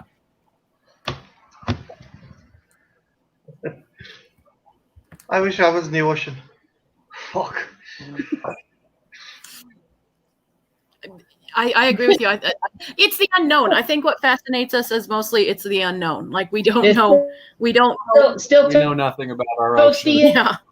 in there. Yeah. I'm not like I was chatting to Jen and it's like ye fuckers live on the surface of the sun in comparison to the weather we get. It's just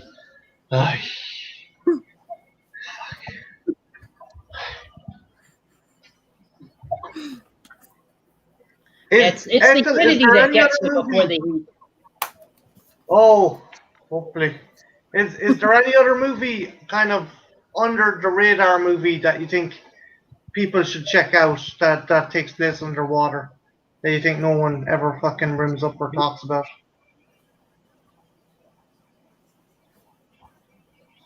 Well, I think I've mentioned almost all of them. Like, I know that that can't be all of them. But fair deal. Would you? For sure. Sharktopus versus whale wolf. Oh my god, Fuck yeah! Fuck yeah. children. Giant shark versus giant octopus. Okay, ocean adjacent. One. Has anybody seen the movie The Giant Claw? Or no, The Island Claw? No. No. It is a movie about a like tropical island being invaded by a swarm of killer crabs. The island claw. Yes, the island claw. Giant claw is a different one. Crab people? No, they're not crab people. They're just giant crabs, and they kill people. Oh, What's their motivation? They're crabs. Is it stop motion or is it just Some stop motion, some actual crabs like crawling around on miniatures, some like puppetry, a mix of things, yeah. Some like giant, like for the end giant crab monster, they just made a giant like 40-foot claw to grab people. Kind of, I think the original King Kong, like how they did the hand, but instead of a hand, it's a claw. cool beans? Yeah. There's Toxic Shark. Ooh, Ghost Shark too. oh. My favorite one. And it would Creature from the Black Lagoon count if we already do that? What about open water? Not even going to get into land sharks or snow sharks. What about house sharks? What about open water? Would that be count? Because it's sharks. Yeah, the Creature from the Black Lagoon would totally count, Trench, because that is not the ocean. Yeah, that would. Yeah, totally.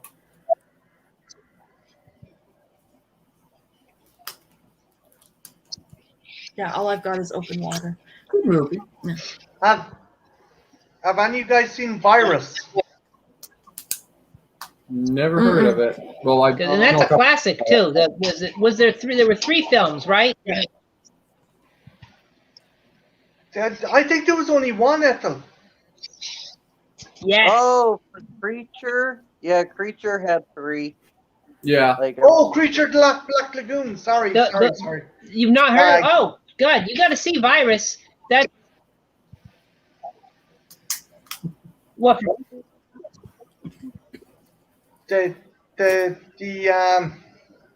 Basically, Jen, this Russian military ship gets hit Sorry. by a It's signal all good. from space, and it starts turning crew and machinery parts into new life forms.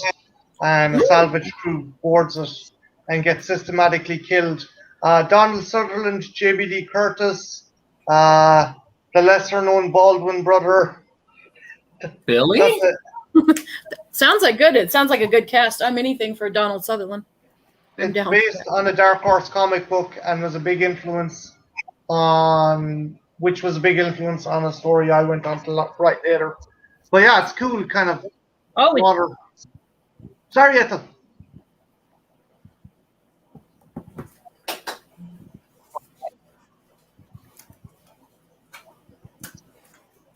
no, I was just agreeing. It's a good film. Like you should definitely check it out. I will. It's cool. I like the cyborgs. It kicks ass. Ooh, Yeah. Cyborgs. Cyborg. Down for cyborgs.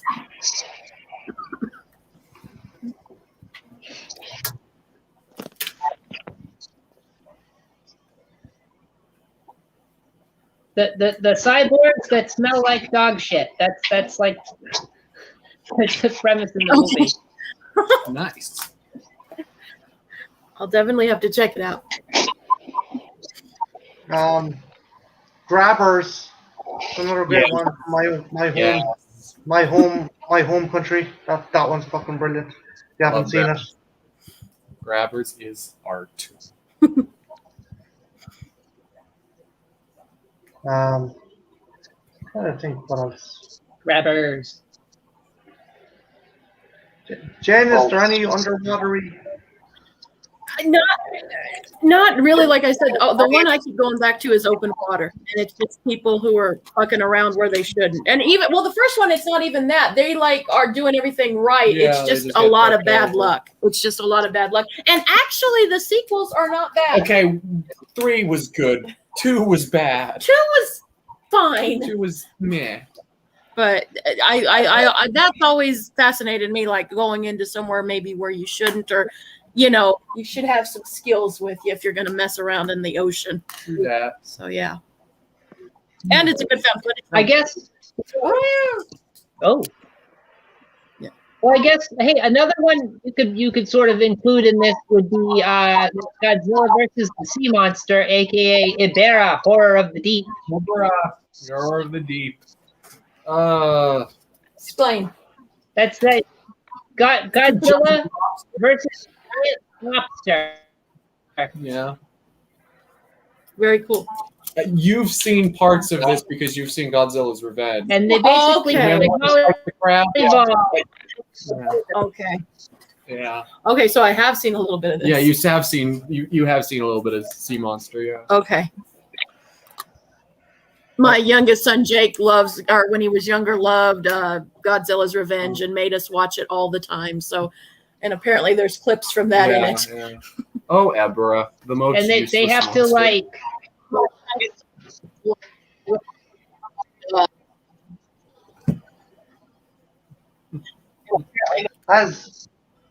Actually, Jen, has Jake made any sea creatures there? Yeah, out of he cage? gets taken out in Final Wars like a little bitch by like friggin' Yes. mutants. Let me look. I don't know. Let me look. Yes, that is. I love that bit in Final Wars. I'm sure He's such a useless little lobster thing. He couldn't be any worse than fucking Godzilla '98 getting kicked into the fucking Sydney Opera House.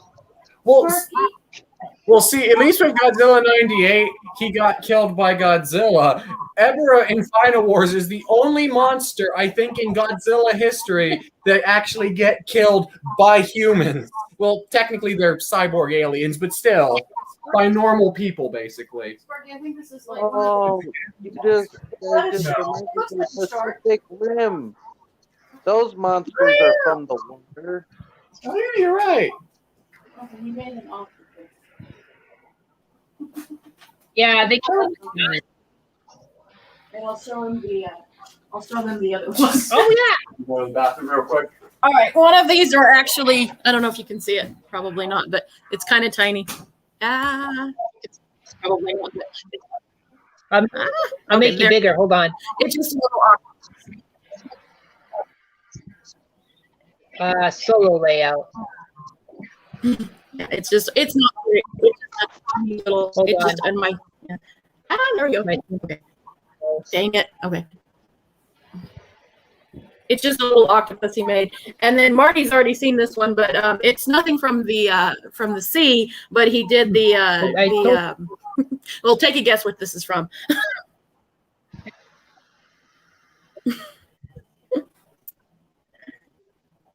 That's wonderful. It's from It's a human it's from the centipede. Centipede movies. I know he's not seen them. Yeah. That's amazing. My son. Yeah, and I'm sure there's other sea creatures around, but there's so many. I've returned. So yeah, but Rejoice. yeah, he likes to make stuff with clay. So Centipede. yeah, so showing your brothers Oh, the centipede. the human centipede one. Jesus Christ. Yeah, very detailed, and Really? he even got the hair colors, I think, right. So yeah, That's how you roll. That's how that kid rolls. that's how that kid rolls. I'm sure there's Hey, other Jim, creatures of the deep, but like You raised those kids good. I mean, like, fucking Christian ain't perfect. By Christ, he could have been a lot worse, I suppose. thank you for letting me show those, Ethel. Thank you. I love you, son. I I love you, son. love you. I'm proud of you. Thank you for letting me show those, Ethel. That was very kind of you. You know, if you don't keep quiet there, you'll be getting Shark Exorcist instead.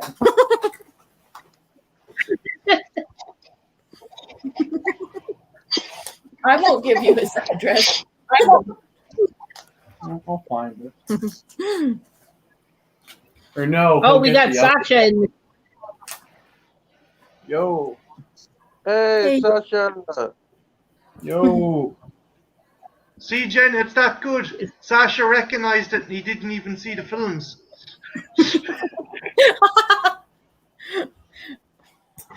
Right. But you haven't seen Human Centipede, Sasha? You gotta. Oh. You gotta see it, man. Yeah. You'll hate it. You'll absolutely hate it. The second one is where it's at. No, The second one is art. No, part 3 is the where it's at. That's the best one. You'll like it because the only reason the guy is doing what he's doing is because he misses his dog. He just Yep. wants his dog back. Yep, that's his motivation. But French, if you could be any part of the Human Centipede, are you the head, the midsection, or the tail end? Uh, The head, I guess. I mean, the I don't know. the end probably has it the worst. it depends. Well, I mean, if It you're the, depends. like, You're eating shit or someone's eating your shit. So The end one has it like, the worst. I'll I would take one for the French team. to hate. This isn't even a discussion. You do not want to be the person at the back of the human centipede. Yeah, but I don't want anybody to eat my shit either. Like my shit is spiky. It might fuck up their mouth. What? Oh, God. What the fuck do you eat, Frenchie? apparently there's blueberries in it too sometimes. What the fuck do you Damn eat, it, French. dude? Stop eating glass. Stop eating glass. I won't make you watch Tammy and the T-Rex. You can stop eating glass. Hey, that's a good movie. I take umbrage. I've been meaning to say this to you for ages, but you are wrong about Tammy and the T-Rex. That movie's good. I like that movie a lot. I've never seen it. Good movie. The video was funny, but that's a good movie.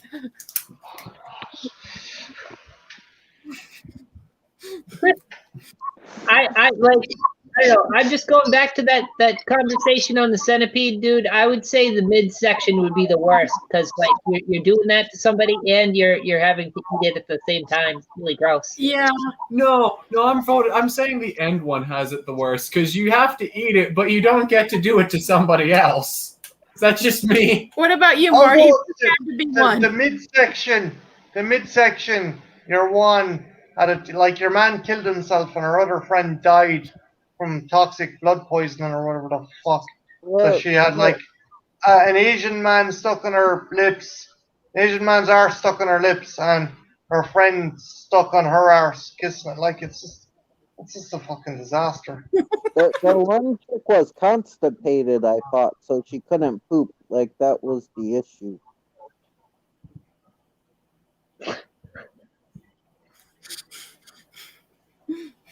Marty, where would you want to be if you were on a Human Centipede? Where would you want to be? The front. I mean, that is the correct answer.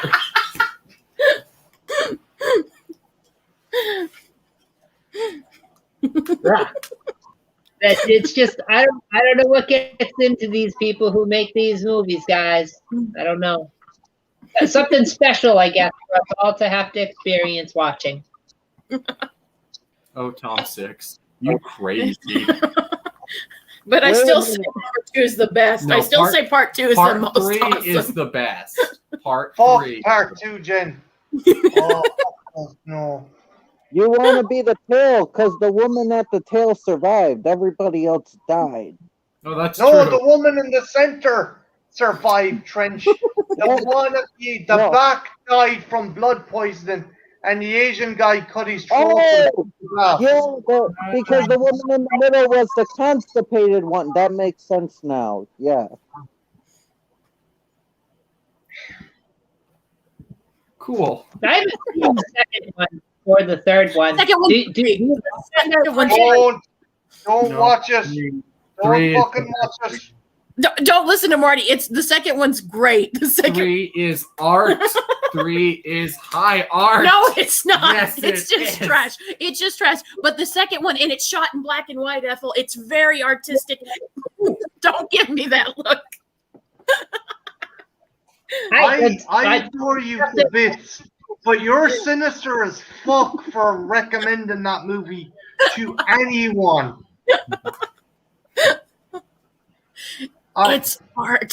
3 is so good. You have an absolutely adorable smile, but you have the mind of a fucking demon. Do not be telling people to watch part 2 of fucking Human Centipede. Okay, Marty, there's a scene that people might not like. The one scene. But it's good. Like, well, basically, it's about a guy and he's lonely and he's like obsessed with Tom 6. He's obsessed with the first Human Centipede, and he wants to recreate it, and he has no medical training, and it's just, and it's really cool. And then he has a pet centipede. Remember, it's really cool. Don't look at me like that. You know I'm right. But you're wrong. Part 3 is the best. Tell Ethel about part 3. Okay, so Human Centipede 3 is set in a prison, and you have the doctor from the first movie playing a warden, and the guy from the second movie playing like his lackey, and they come up with an idea while watching Human Centipede 1 and 2 that they are going to do that's how they're going to do prison population control, just make a giant chain human centipede. And then they get the idea of how to do it by calling Tom 6 and having him come to the prison and explain how his process worked of making the first 2 movies. It is amazingly stupid. Freaking clinicist. Oh yes, also the doctor, the warden, he only eats fried African clitorises. That's the only thing he eats. He eats them like potato. Yeah. Okay. That is just so bizarre. I have to see it. It sounds like a train wreck. I know. It is one of the stupidest movies ever made. In a very, it is one be fucking ashamed of yourselves. The 2E should be ashamed of yourselves. No, Marty, you don't understand. I agree with you on 3. 3 is trash. 3 is trash. But the second one is art. But 3 also has the fucking best trash. Well, you could have met Marty. Human Centipede 1 is good. 1 is good. 2 is fucked beyond belief. 2 is like opening up a packet of Wrigley's and finding razor wire in there. Razor blades. Imagine someone switched out razor blades for Wrigley and you didn't fucking bother looking at the pack. You put it into your mouth, you tried chewing it. That's the experience of watching that movie. Part 3 is like you're going to a bathroom, no one has the light turned on, and the toilet paper has been replaced with sandpaper. That's like watching part fucking 3 is like. Aren't they making a 4th one? Yeah, he wants to make a part 4. I need to kill this director. I need to kill Tom Six. No, Mark, don't say that while Part we're 3 live. also has the best joke in. It has the best joke in the series because one of the prisoners. I know what I'm going to be checking this out. Yeah. Yeah, and part 3, one of the prisoners is super into the idea because he has a scat fetish, and the fucking warden, when he finds this out, just shoots him in the head because he doesn't want the person to enjoy it. That's so good. Yeah, they should cross over Human Centipede with the Care Bears. That'd be fucking awesome. Yes. Yes. What?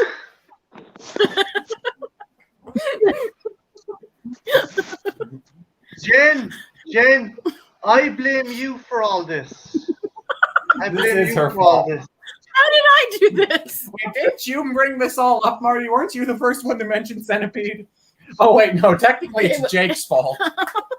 I'm sorry. Don't blame the little lad. I know that was a cool thing. Seriously, but yeah, look, the first one's good. It's interesting. The other The fine place. Oh, Apple Jack wants to know if he can change.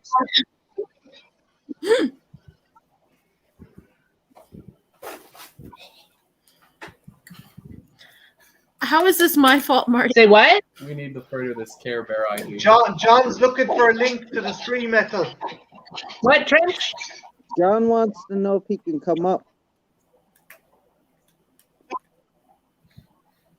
Oh, yeah. Here, let me just pop it in the chat. How is this my let me Marty? pop it in How? the chat so you can come on. Hold on. You brought up part 2 and you brought up part 3. He brought I up brought up part I 3. did. Well, it's both your fault. Yeah, fair. I'll accept this. But Marty, fried African clitorises. I rather wipe my arse with sandpaper for a month. They could do like Human Centipede 4 in a submarine underwater, so it would be a terror from the deep, so it would be relevant. So you'd basically turn an ocean into a sewer. And maybe All right. they could do Hey, Jen, the amount of shit we throw into the ocean, we might as well put a fucking Human Centipede movie in there. Oh my god, they could do Human Sharktipede and put a bunch of sharks like that. That's unbeatable. How could you beat the human sharktipede? Dude. How would you connect a shark to another shark's arsehole? I mean, I it's don't know. massive. I was thinking, like, That's maybe 30 sharks. Like, 30 sharks all connected together. And then maybe they could fight like an octopede. Like, there's an octopus connected like that with 30 By the time you connect all those sharks at the angle they're at the fucking shape they're at, they look like a swastika. You wouldn't get a human centipede, you get a shark swastika. Well, maybe they were made by the Shark, you will. Nazis. And the octopede was made by the Americans. Fucking swastika. All I have to say is I'm going to throw this out there. Human centipede in space. Oh God, you and your space. Oh, Look at that. I would like to right in watch our that franchise. and they have special space suits. Yes. And then at the end of the movie, like I imagine it's a really big centipede, like the whole like book, around the sun or the moon. I was going to say they become a new ring of Saturn. Yes. Yeah. Ring of Saturn, more like fucking. Like, if they took the xenomorphs and made a human centipede out of the xenomorphs. There you go. Yeah. Keep your fucking arse kissing fucking eating franchise out of my fucking franchises, Finch. Hey, just, it's okay, Marty. It's okay. Because Fast and Furious is going to cross over with Jurassic Park, and that's all I need. So Yeah. If that happens, Trench, I'm gonna beat you into a paste, then put you back together again, then give you the best healthcare and money can buy, just so I can punch you in the nose. But yeah, Marty, but if you do that when I die, I'm just gonna haunt you, and then you'll wake up constantly in the middle of the night to Theodore Rex. So, but Marty, are you telling me you don't want to see the Fast and Furious crew do a heist, but instead of cars, they're riding velociraptors? Do you not want to see fucking Dawn do a Tokyo drift on a velociraptor? They can use the little heel on the little like long toe into the ground. They do a drift. Christian, I like the way you think. Nice. See, that's innovative as fuck. Yeah. And then, Christian, I would rather drink jet fuel and piss on a bonfire than see a movie like that, okay? That's a good expression, but also... Dude, and all the dinosaurs can go to space with the Fast and Furious crew. Yes! We have to do a heist on the moon. Yeah, Guys, man, we got and a maybe guest. We got. there. Hey, Sasha. Hello. And- I don't know if you saw my last comment, Marty, but I was trying to give it a more positive spin. I know, it's not Jedward. Although, if there was a human centipede, I'd love to stick those two fuckers on one. And I see, I know, I spelled the name. What if they combine it, do a crossover with Star Wars? It could be Jedi Centipede. Ooh! Yes! Yes! This is the best thing ever. Or do not. There is no trying this fucking movie. Oh, dude, you could take all the Hutts and human centipede Jabba the Hutt and all his people.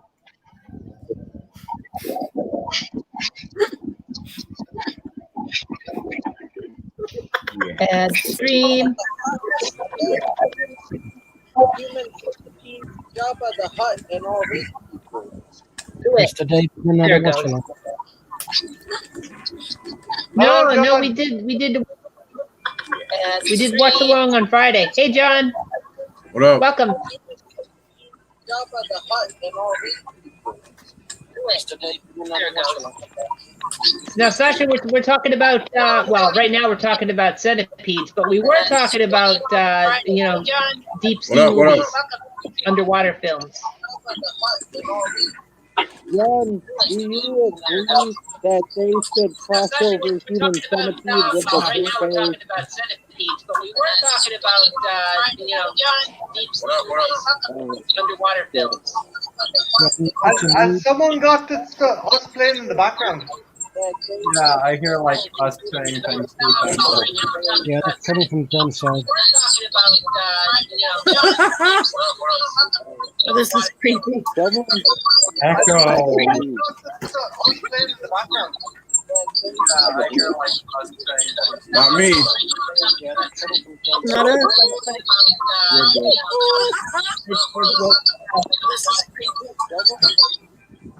What the fuck? I don't have your page open, so it's not me. Can I have a carrot? I've only one thing open. I have a blue carrot. But it seems like it stopped. It Looks like solved some itself. interference. So we're all good.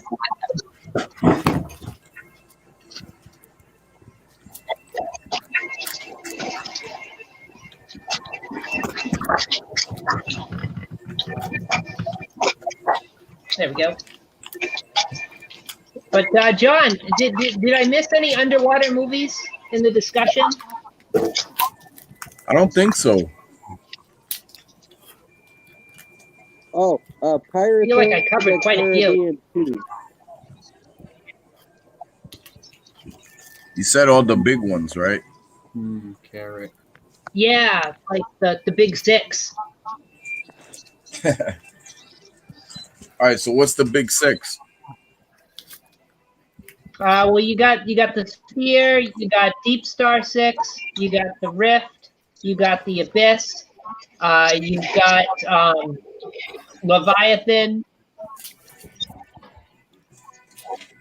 Waterworld? I don't know. No, No, that's Waterworld not doesn't really count because underwater. there's no monster. Huh? Right. There is a weird kind of mutant fish whale thing. Oh yeah. Okay. All right. Yeah, Yeah. Waterworld can count then. We'll allow it. I don't know what the criteria is. Just things that are filmed on It's- the sea. No, you're good, Sasha. It counts. It counts. Oh, like Moby Dick. Like, I don't know if there's any movies about Moby Dick. Man, son of a biscuits. Yeah, Moby Dick would definitely count because the whale is the monster, or is Ahab the monster? I don't know. Ahab's the monster. It's an analogy for trying to seek revenge upon nature. Herman Melville, he actually interviewed the survivors from an incident that Moby Dick is based on, where their ship was totaled by a fucking whale, and it was way worse. They had to eat some of the crew members. Well, would you say Ahab Where's Jenga? was like a former version of Quint? Do you think like he's like an archetype for like Quint? Oh yeah, definitely. The person who's What's that? obsessed. Quint is obsessed with destroying sharks. Yeah, that Yeah, seems to be a common trope in a lot of these movies. Yeah, I like how they brought it up, and it's not nothing to do with underwater stuff, but like behind the mask, they call like the doctor that's hunting down the slasher. They call him the Ahab, like they like Dr. Loomis and stuff. They call him the Ahab because it's someone with obsessed with stopping the evil. I had done Trenchy. I had done a thing called Sods and Monsters about like the kind of elderly guys going after creatures and stuff, like the Farmer Taggart in Jeepers Creepers 2, and the farmer in Razorback. Oh shit! How far back is it? I'll watch that, dude. Like, Oh no, it's not a video. It's before I had my YouTube channel. I actually done a blog called Savage Cinema. oh shit! There. You should like do a video of that. Unless if you could get me a link to the blog, I'll read the blog. I will. I mean, I read it. How's your veg, guys?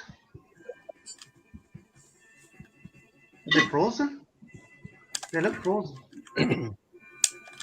Their video feed's still loading for me. Oh, okay.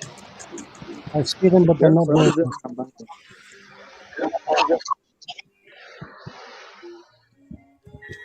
But yeah, I feel like I covered the topic pretty good or pretty well. You know, I feel like we got everything on it. So maybe it's a good place to go into the back room, guys.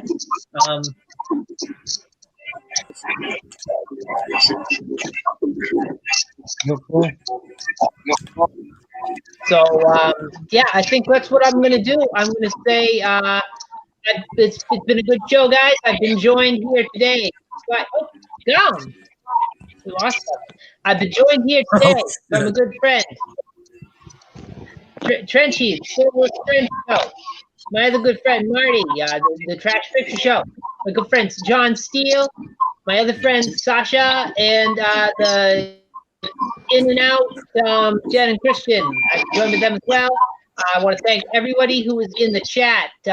Thank Junebug, Sasha, John Steele, who's with me right now. They're both with me right now. I also want to thank the Horror Miser and who else? Who else stopped by? Forgetting somebody. Ben Grimm. Ben Grimm was there. Ben Grimm. Definitely don't want to leave him out. Always good to have him in here. And yeah, it's good to have you guys on the show. Hey, And, you're back momentarily. Internet's being evil. Sorry about. And yeah, so thank you for watching. And if people who watched and didn't comment in the thing, thank you for being here. And people who are watching in the future, if you like this video, you like this sort of thing that I do occasionally on Sundays, leave a thumbs up. Maybe write a little comment. And if you think it sucks, you really don't like it, you're like, what the hell? You know, give me a thumbs down. I gotta know. Hey, someone's got to tell me. And if you really like it, you're really enthused, go ahead and subscribe to my channel. You know, get the updates all the time. And if you want to talk to me, you want to berate me, harass me, whatever, contact me on Twitter at _Ethel_Cross_, and I'll talk to you. I will. I won't ignore you. But yeah, thanks for watching, and check out these fine folks who've joined me tonight. And I will see you next Sunday for the next one of these, where we're doing the Day at the Beach stream, guys. Be movies, TV shows, things that take place at the beach. And yeah, thanks for stopping. Thanks for asking. Adios. Stay Bye-bye. melty. Stay hydrated.